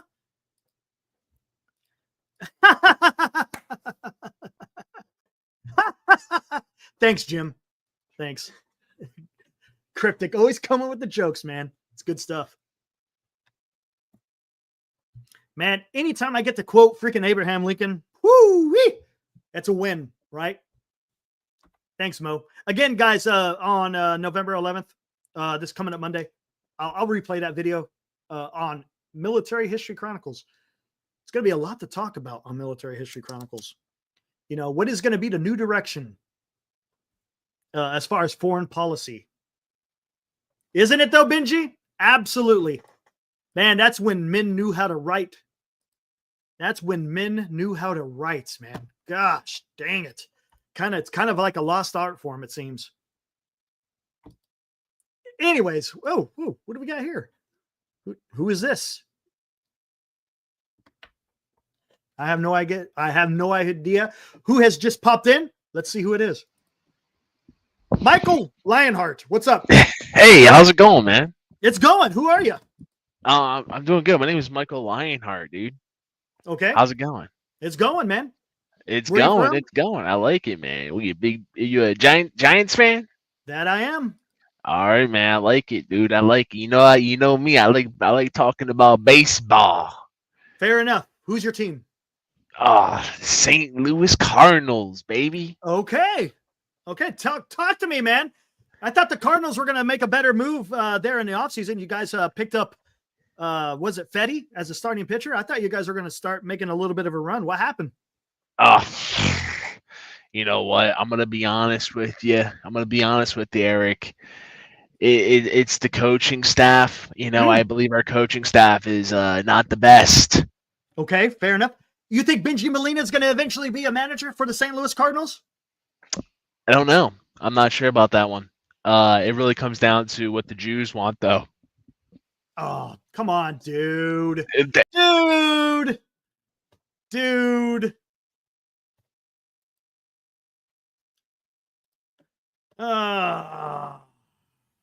Kind of figured. Saw that one coming. You see? That's what happens, man. That's what happens. Kind of saw that one coming. Unbelievable. Some people, man. Some people. I kind of had a feeling. No, he didn't bring up politics. That wasn't Chardall. That was not politics. I knew right off the bat when he came in, just by the way he was talking, dude. You could hear it. Yeah, he was definitely under the influence of something. But hey, it comes with the territory. Anyways, what do we got here? Yeah. I see Benji trying to talk to him. Yeah. We saw that one coming, dude. He sounded fishy. Yeah, I got him out of there pretty damn quick. Once I kicked him out, then I didn't even get a chance to ban him. He already got out of the green room.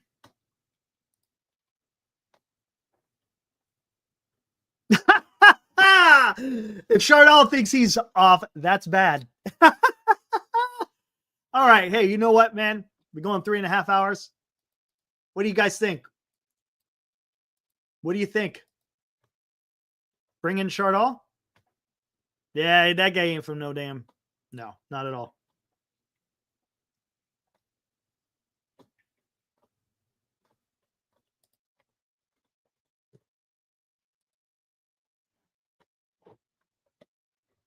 Should we bring in Chardall? What do you think?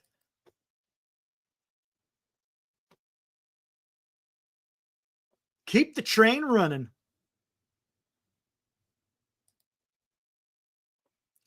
Yeah, it wasn't even a no. Yeah, Mo, the guy was a total troll. The guy is not a Cardinals fan, by the way. Might as well, huh? Just saw the Jeff Passan tweet. Oh yeah, so if Passan's tweeting it out, you know it's all right, guys. I won't keep him on for long. I promise. Yesterday, I kept him on for quite a while. Shardaw, come on in, dude.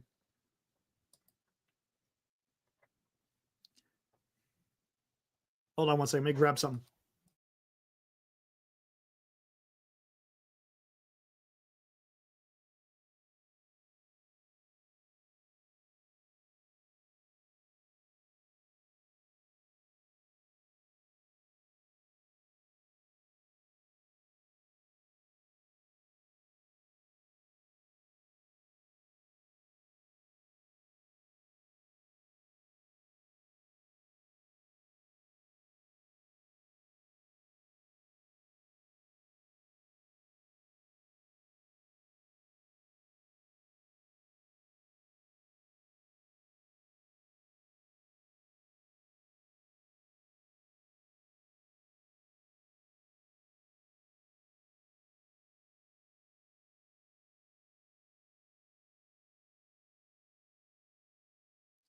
All right. Hey, guys.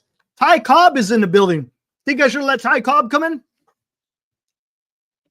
All right. Without further ado, here is special guest, Mr. Gupta, the Overmod monster. Hey, guys. I see Ty Cobb out there. Should I bring in Ty Cobb? Hey, Eric.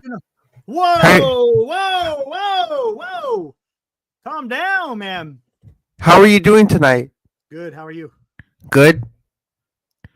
So, what are your thoughts on what moves do you think the Giants are going to make? What do you think? I would really love them to sign Blake Snell and Corbin Burns and Willie Damas and Juan Soto. Oh, interesting. Yeah, do you think the Giants will do that? They'll sign all four of them. Oh, they are. How do you think you're going to go about doing that? Ask Buster Posey how he's going to sign all of them. Hey, Shardaw, I'm telling you, you got to turn down that gain. Pull that mic away, man. That is too much. Holy shit. Eric? There, that's a little bit better, but pull the mic away. Pull the mic away because you're still overmodding. Eric? Better. So, Buster Posey is the president of baseball operations, and it's his decision on which players the Giants will sign. Yeah, but what about ownership? And he's part of ownership.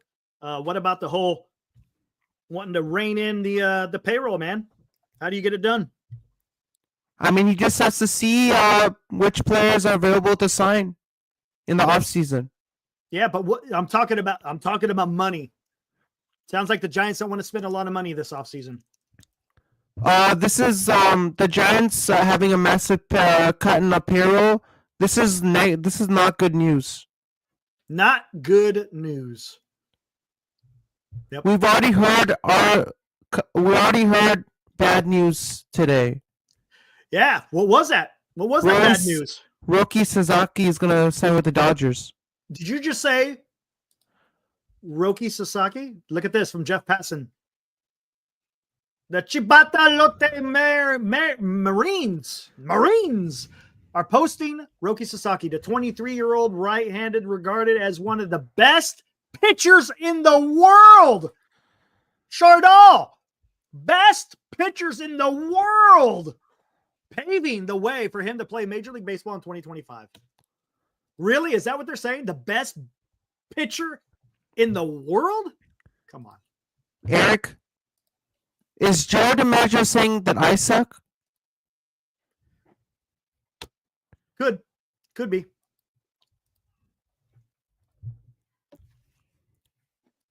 Could be. Yeah, Joe DiMaggio came in, guys. Man, we're getting everybody. We're getting Michael Lionheart. We're getting Ty Cobb. And now we had Joe DiMaggio. How about that, guys?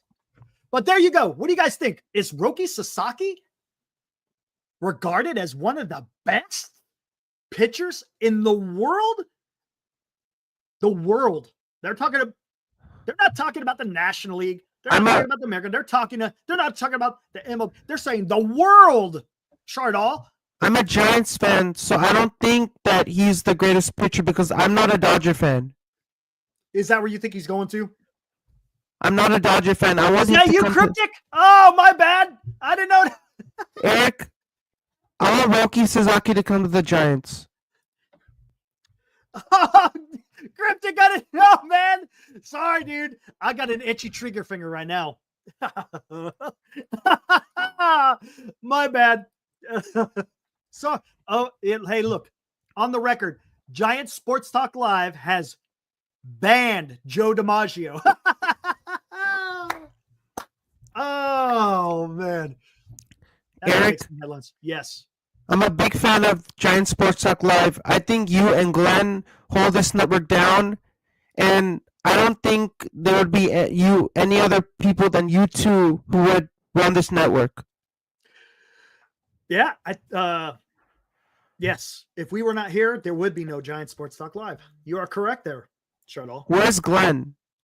He is in Mexico. He doesn't come back until Monday. He is living it up down south. What made you start this YouTube channel, Giants Sports Talk Live? I'll tell you what. Why do you think I started Giants Sports Talk Live? Because we all like talking about Giants and baseball. There you go, man. Boom! Chardall. Is that 100%. The reason why you started this channel? That is the reason in the first place. Because I like talking baseball and I like talking Giants baseball, man. And of course, I like I like interacting with everybody in the chat. I love doing that, man. Eric, if there was a player that would make it on the San Francisco Giants Wall of Fame, who would that be? Come on, man. Come on. Let's get deeper than that. Okay, how about I ask you a question, Chardall? You ready? I'm ready.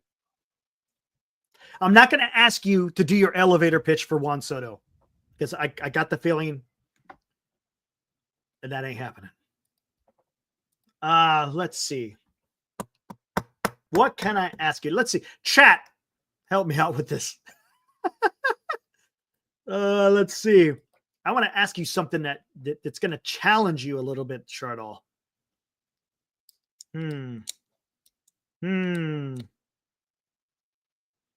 me ask you. Bryce Eldridge. I have my elevator speech for Juan Soto. I'm ready. You're ready? Okay. Let's hear it. Even though he's probably not coming here, even though he probably wasn't in the first place, but when I'm saying it, that means something because I've been hollering for this guy, right? Okay, let's hear it. 1.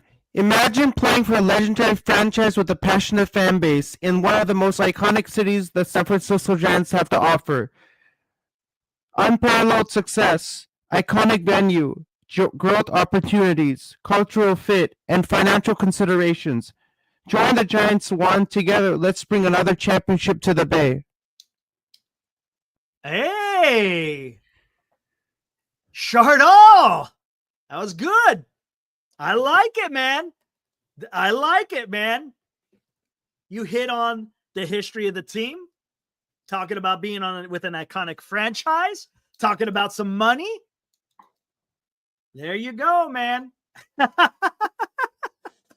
Hey,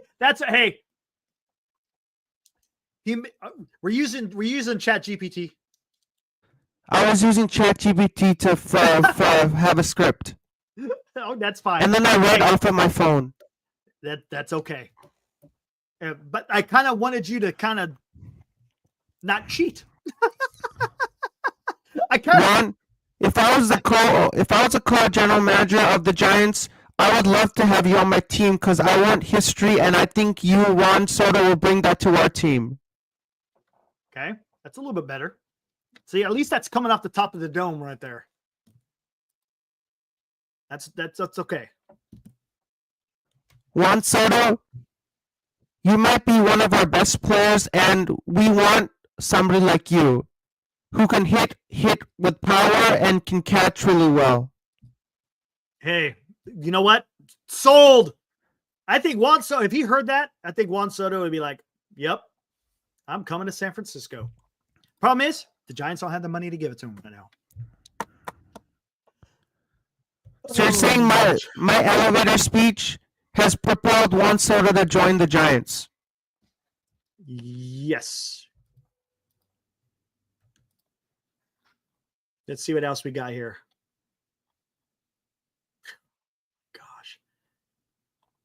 What is this? Oh, dear God. I'm done. Get out of here. Anyway, Shardall, what else you got, man? How's life been with you? Life has been great, Shardall. Thanks for asking. How about you? What do you like about life? I'm living. Hey, if I wasn't alive, would I be here talking to you, Shardall? You wouldn't be. We wouldn't be here. No, I wouldn't be here. Who would you be talking to? Nobody. I wouldn't be talking to anybody. You'd be talking to a blank screen. Be talking to a blank screen. Why would I want to be talking to a blank screen? Exactly. Why would you want to talk to a blank screen? I want to talk with you. You want to talk with me, and I'm alive. Because you're cool. If I wasn't alive. Because you're such a great guy. I love talking Giants baseball with you. Mr. And Luca, Glenn. I appreciate that. And Glenn. Glenn as well. Glenn is part of the Giants Sports Talk. Absolutely. Glenn is a part of it. He is the second half of Giants Sports Talk Live. He is also part of the family. He is part of the family. Absolutely. So you are the special guest. I'm honored that you've named me the special guest. Hey, absolutely, man. You know what? I'm telling you, it's right up there with McDonald's gift certificate. Eric, yes. The concession stand in Oracle Park, named after John McGraw, it's called the Derby Grill. Ooh. They sell like hamburgers over there, hot dogs, chicken tenders, and garlic fries. My favorite. I love the chicken tenders and garlic fries at the park. Hey, I dig it. I like hamburgers. I like hot dogs. I like garlic fries. There you go. If you like American foods, go to the Derby Grill at Oracle Park. All righty, Shardall. I'm gonna have to have you get out of here. Eric, it's great that you had me on the show today. I'm a big fan of Giant Sports Talk Live. If I'm not doing anything in the future, I'd love to click on the link and join the show. But I think you and Glenn are two great hosts, and you run this network smoothly. And I love popping in here and talking Giants baseball with you guys. But I hope you have a great rest of your night, and thanks for having me on. Right on, Shardall. Hey, and thanks for coming on. I appreciate it. You helped add to the content of Giant Sports Talk Live. I appreciate it, dude. You're awesome. I feel truly honored anytime I come on here. Right on, Shardall. Appreciate it. And I'm happy that you welcome me on here with open hearts. Absolutely, man. Nothing but love, right? That's what Giant Sports Talk Live is about, bringing the love. Fair enough. All right, Shardall. See you, man. Have a great one, and I'll see you around. See you. All right, there was the great Shardall. Always bringing what Shardall brings. Excuse me. Damn. Right on. Shardall, man. Shardall doing Shardall things. Look, wouldn't have it any other way, right? If he was different, then it wouldn't be the same. It wouldn't be Shardall. Shardall brings a uniqueness to the universe we call YouTube. Absolutely. I'm tired of looking at this most valuable teams. Get rid of that damn thing. Goodness gracious. Goodness gracious. All right, guys. What else you guys want to go? Because I'm going to go 15 more minutes and I'm going to shut it down, man. Look at that. 4 hours. I could go longer, to be honest with you. Eric preferred Shardall to Joe DiMaggio. Man, I didn't know who Joe DiMaggio was. I thought it was another imposter. Like I said, a little quick on the trigger finger.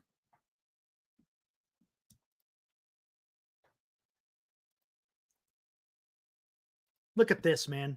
Still got freaking between both channels.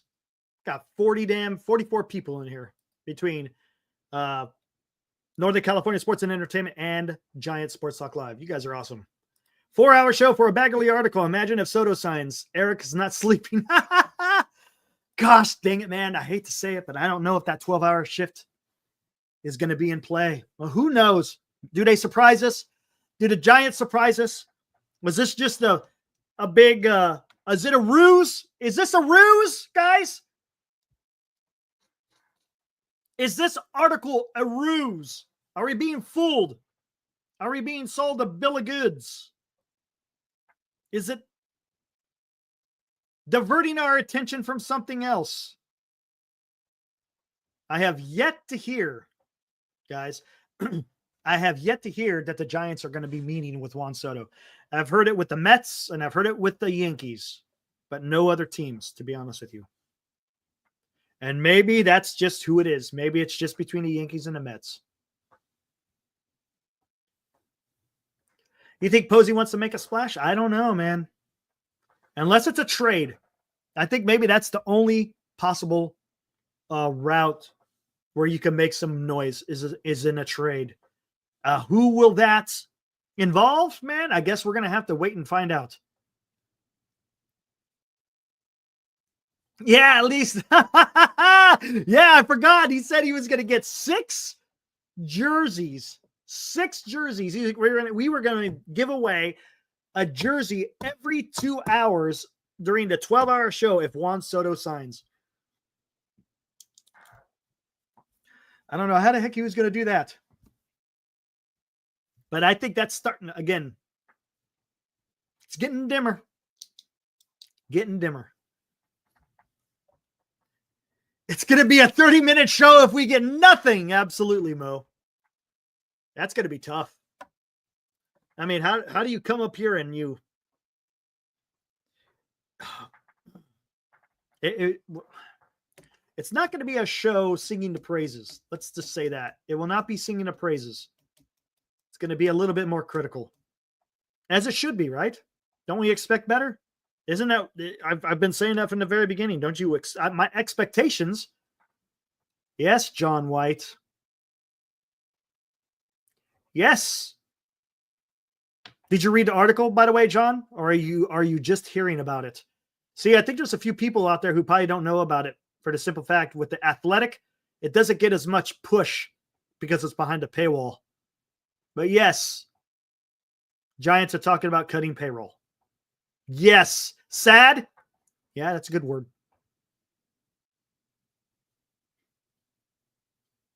It means a bunch of us have nothing else to do for the last 3+ hours, but we like the Giants talk. Ooh, what? Something from passing.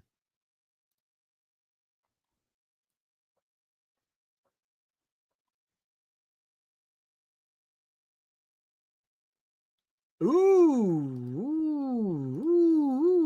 Hold on. Interesting. Look at this, guys. Blow this up. It remains unknown when Roki Sasaki will be posted. Yeah, this is, and whether he'll be in the international class of 24 or 25. Further, these are 2 very important paragraphs in the story.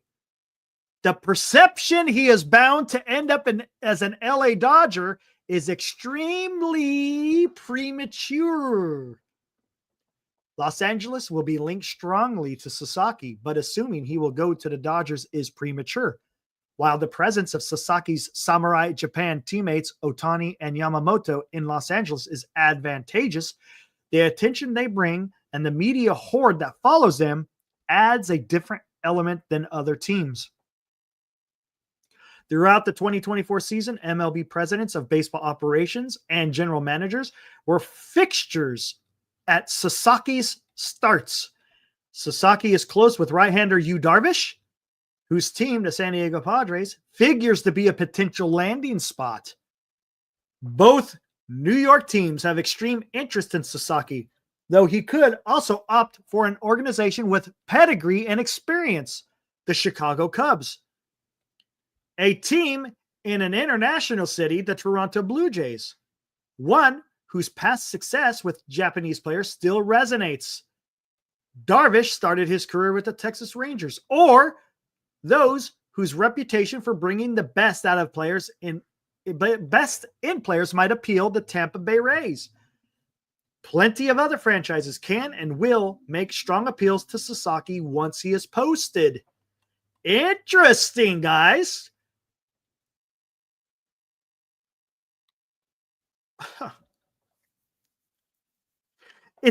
Listen. It's interesting in a baseball perspective. I love it because I love baseball talk. But who's missing from that article? Who's missing? There are some teams mentioned in there. And of course, at the end, they give the obligatory, a lot of teams would be interested. But who isn't highlighted? Let's use that. Who isn't highlighted in that article?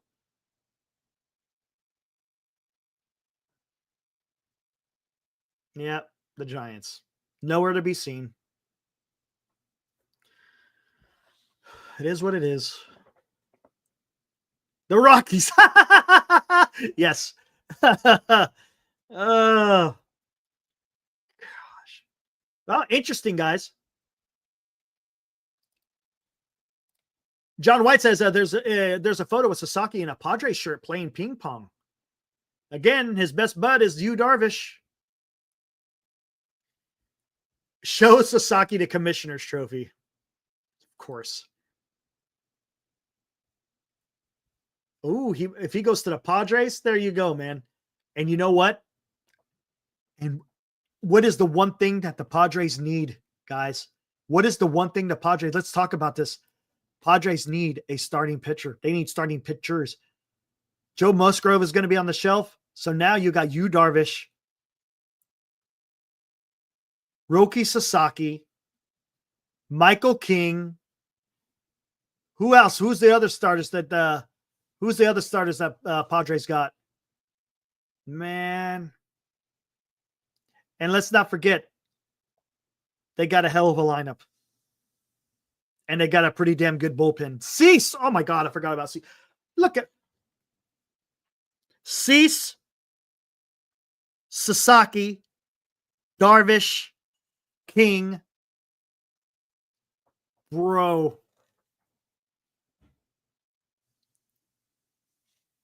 Yeah.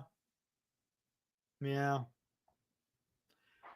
That will make the Padres that much better, man. Phew.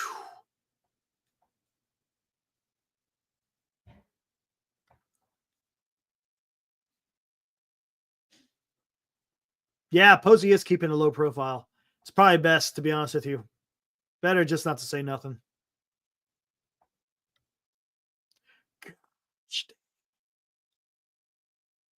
Watch the Padres land freaking Juan Soto. Oh my. Could you imagine if they get Roki Sasaki and Juan Soto? Whoa. Whoa, that would honestly. Benji's writing it down. Sasaki to the Padres. Yeah, wouldn't that be something, 49er media? That's what I'm saying. Could you imagine they get Roki Sasaki and Juan Soto?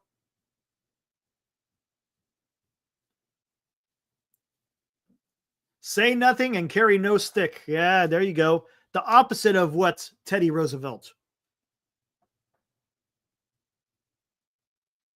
Padres need a proven pitcher in the playoffs like a Verlander. They might sign a Verlander to a one-year deal. I don't know if that, maybe. Got some veteran presence in there. They might do something. You never know, man.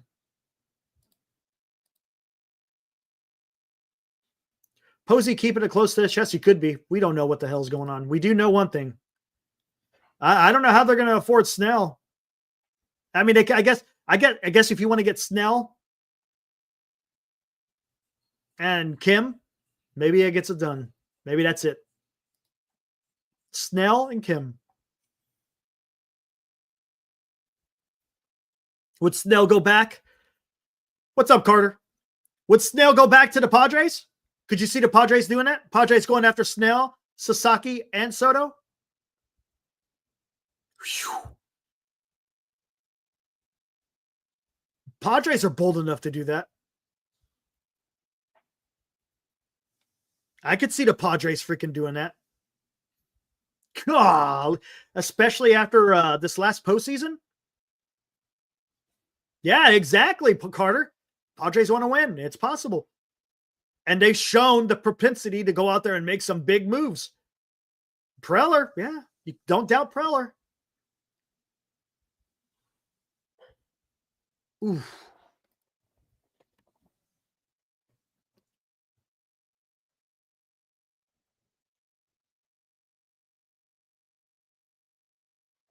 They spend, absolutely. No, Chardell, I'm done. I'm closing it down in 4 minutes, man. 4 minutes, and I'm out of here. Can Padres afford that? They don't want to pay Profar nor Taniskai. Yeah, let them go. Why not? Hey, if they want to win, they'll do it. That's the whole thing. They're not going to care. Doesn't seem like it. They don't care about the CBT. They just get all these. Do they, honestly, do they need draft picks right now? To a certain extent, if they're just trying to go for it now, if they're just trying to get that trophy, I don't think they're going to care about the draft picks. And we know they like to spend money.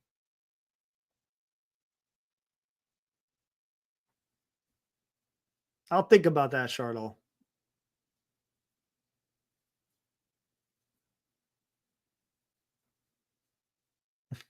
Cryptic. It's going to be a little bit more, we have a little fun over here, and we have fun on Military History Chronicles too, but it's a little bit more serious. Where are the draft picks lost? Oh, you want to know, John? And I already got rid of it. Son of a gun. Hold on 1 second. It's ugly, John. Give me a minute. I'll read this, and then we'll get the heck out of here.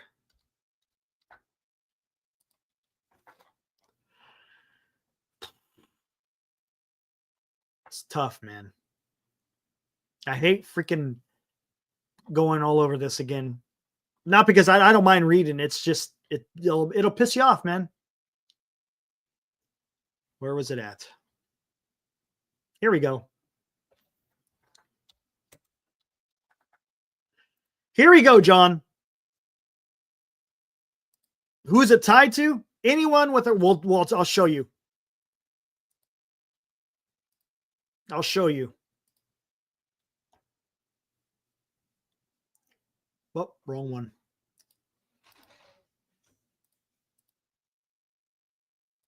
This one. Here we go, John. Last March, Giants sacrificed their second draft selection and $500,000 from their international bonus pool when they signed Chapman. They sacrificed the third selection and another $500,000 in international money when they signed Snell this offseason because they are a luxury taxpayer.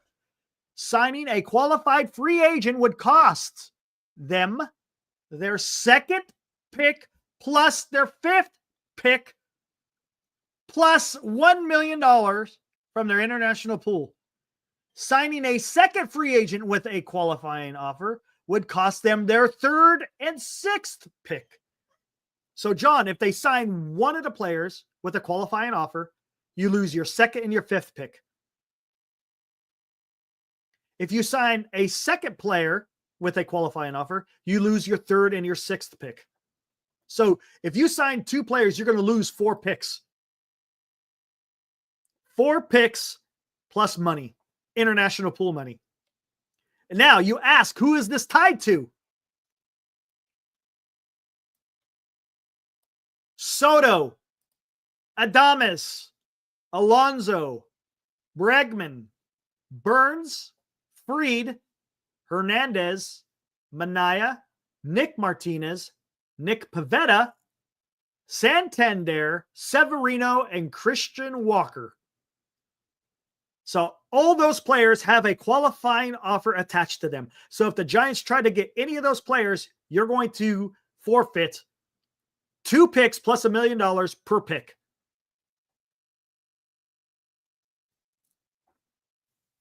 It's a lot, especially with a team that wants to build through the farm system that Posey wants to do. Some of them you may want, if you were going to miss on Soto, there's probably a couple in there that you probably would want. A Corbin Burns. I know people have talked about Willie Adames. They could use Sasaki and Snell. Man, that would be nice. I don't think they can afford it though, because they're saying the Giants, even with modest budget cutting measures, the Giants only got $30 to $40 million to spend because they want to be under the CBT. It's not going to be easy, John. I think the only way they may get better is maybe through a trade. But again, you got to be careful with that trade as well, because if you exceed the CBT, you're back in that penalty again for next year. Again, John, think about this. Let's think about this. Let's think about this. Look, what did Farhan do, John? What? He went out there and he signed Soler. He signed Ahmed. He signed Slater. There was another one. Who else did he sign? Tom Murphy. So you add all those together, and that exceeded the CBT last year. And what did those players get you? Soler is no longer with you. Ahmed is no longer with you. Slater is no longer with you. And Tom Murphy has been missing in action since May. So you threw all this money at those people, went over the CBT. So now if you want to go get guys this year, it penalizes you. Thank you, Farhan. And how ownership didn't allow, or I don't know, didn't interfere with Farhan to trade Snell and trade Chapman is beyond me. Because they knew at that time, at the trade deadline, they had to have known where they were with the CBT. And if you traded them, you may have gotten below the CBT, to be honest with you. I think so. If I'm not mistaken, I think if you traded them, I think you could have got below the CBT. But even if you didn't, you would have got prospects back, at least to jumpstart your quote-unquote rebuild that you want to, that everyone's been talking about. But suppose he wants to build through the farm. So you could have had players right there. With trading Snell to the Orioles and trading Chapman to the Yankees, you could have had something. But what did you do? You extended Chapman for whatever reason, 151 for 6 years, but you're not going to do anything else. And then you knew Snell was going to walk. It's just, man. Just get me all worked up again. Look at that. I said I was going to go 4 hours. I already went 4 minutes over. Whatever. Luke Jackson is another one. Thank you, Carter. But that's the predicament that the San Francisco Giants are facing right now. Posey, I don't, honestly, everyone says Posey was part of getting Chapman extended, and it was the death knell for Farhan. But I don't know. Maybe we'll just go with what people are saying. Yes, Posey was responsible for extending Chapman. And if this report is holding true, again, this is Andrew Baggarly, again, a guy who's pretty straight with his reporting. I don't think he's going to go through any kind of bullshit out there. What was the point of extending Chapman is if you were already planning on not really doing much in the offseason. Again, they could work the trade, but again, if you work a trade and a guy is making a decent amount of money, you got to be careful of not exceeding the CBT.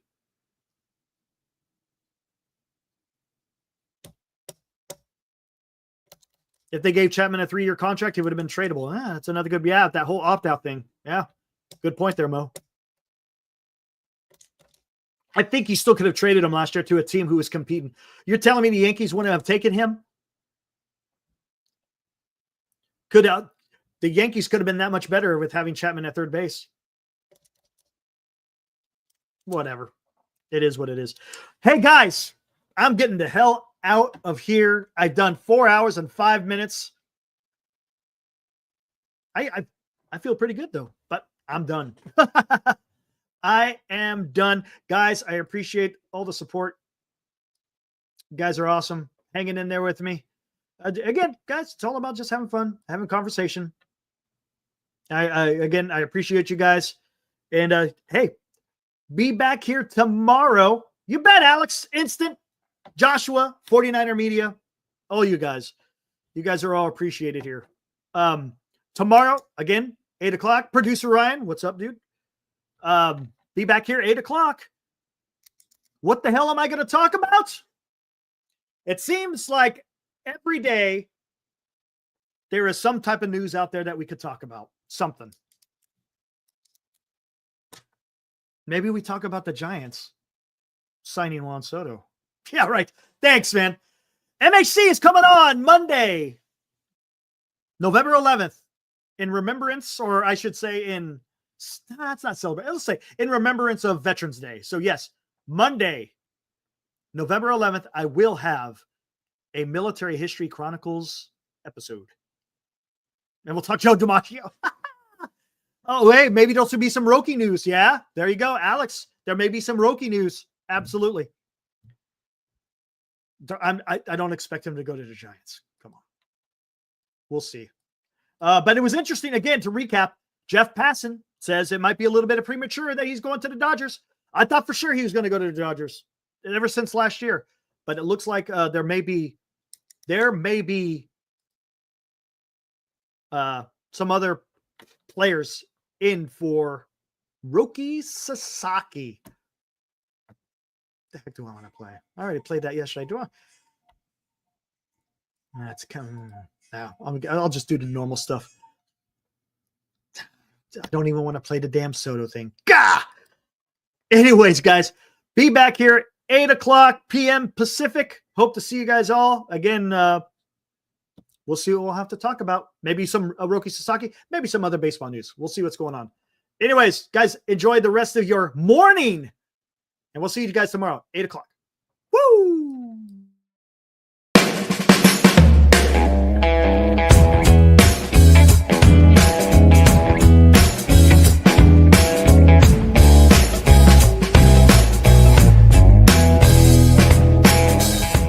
You've been watching Giant Sports Talk Live with Eric and Glenn, a Northern Lights Entertainment Broadcasting production.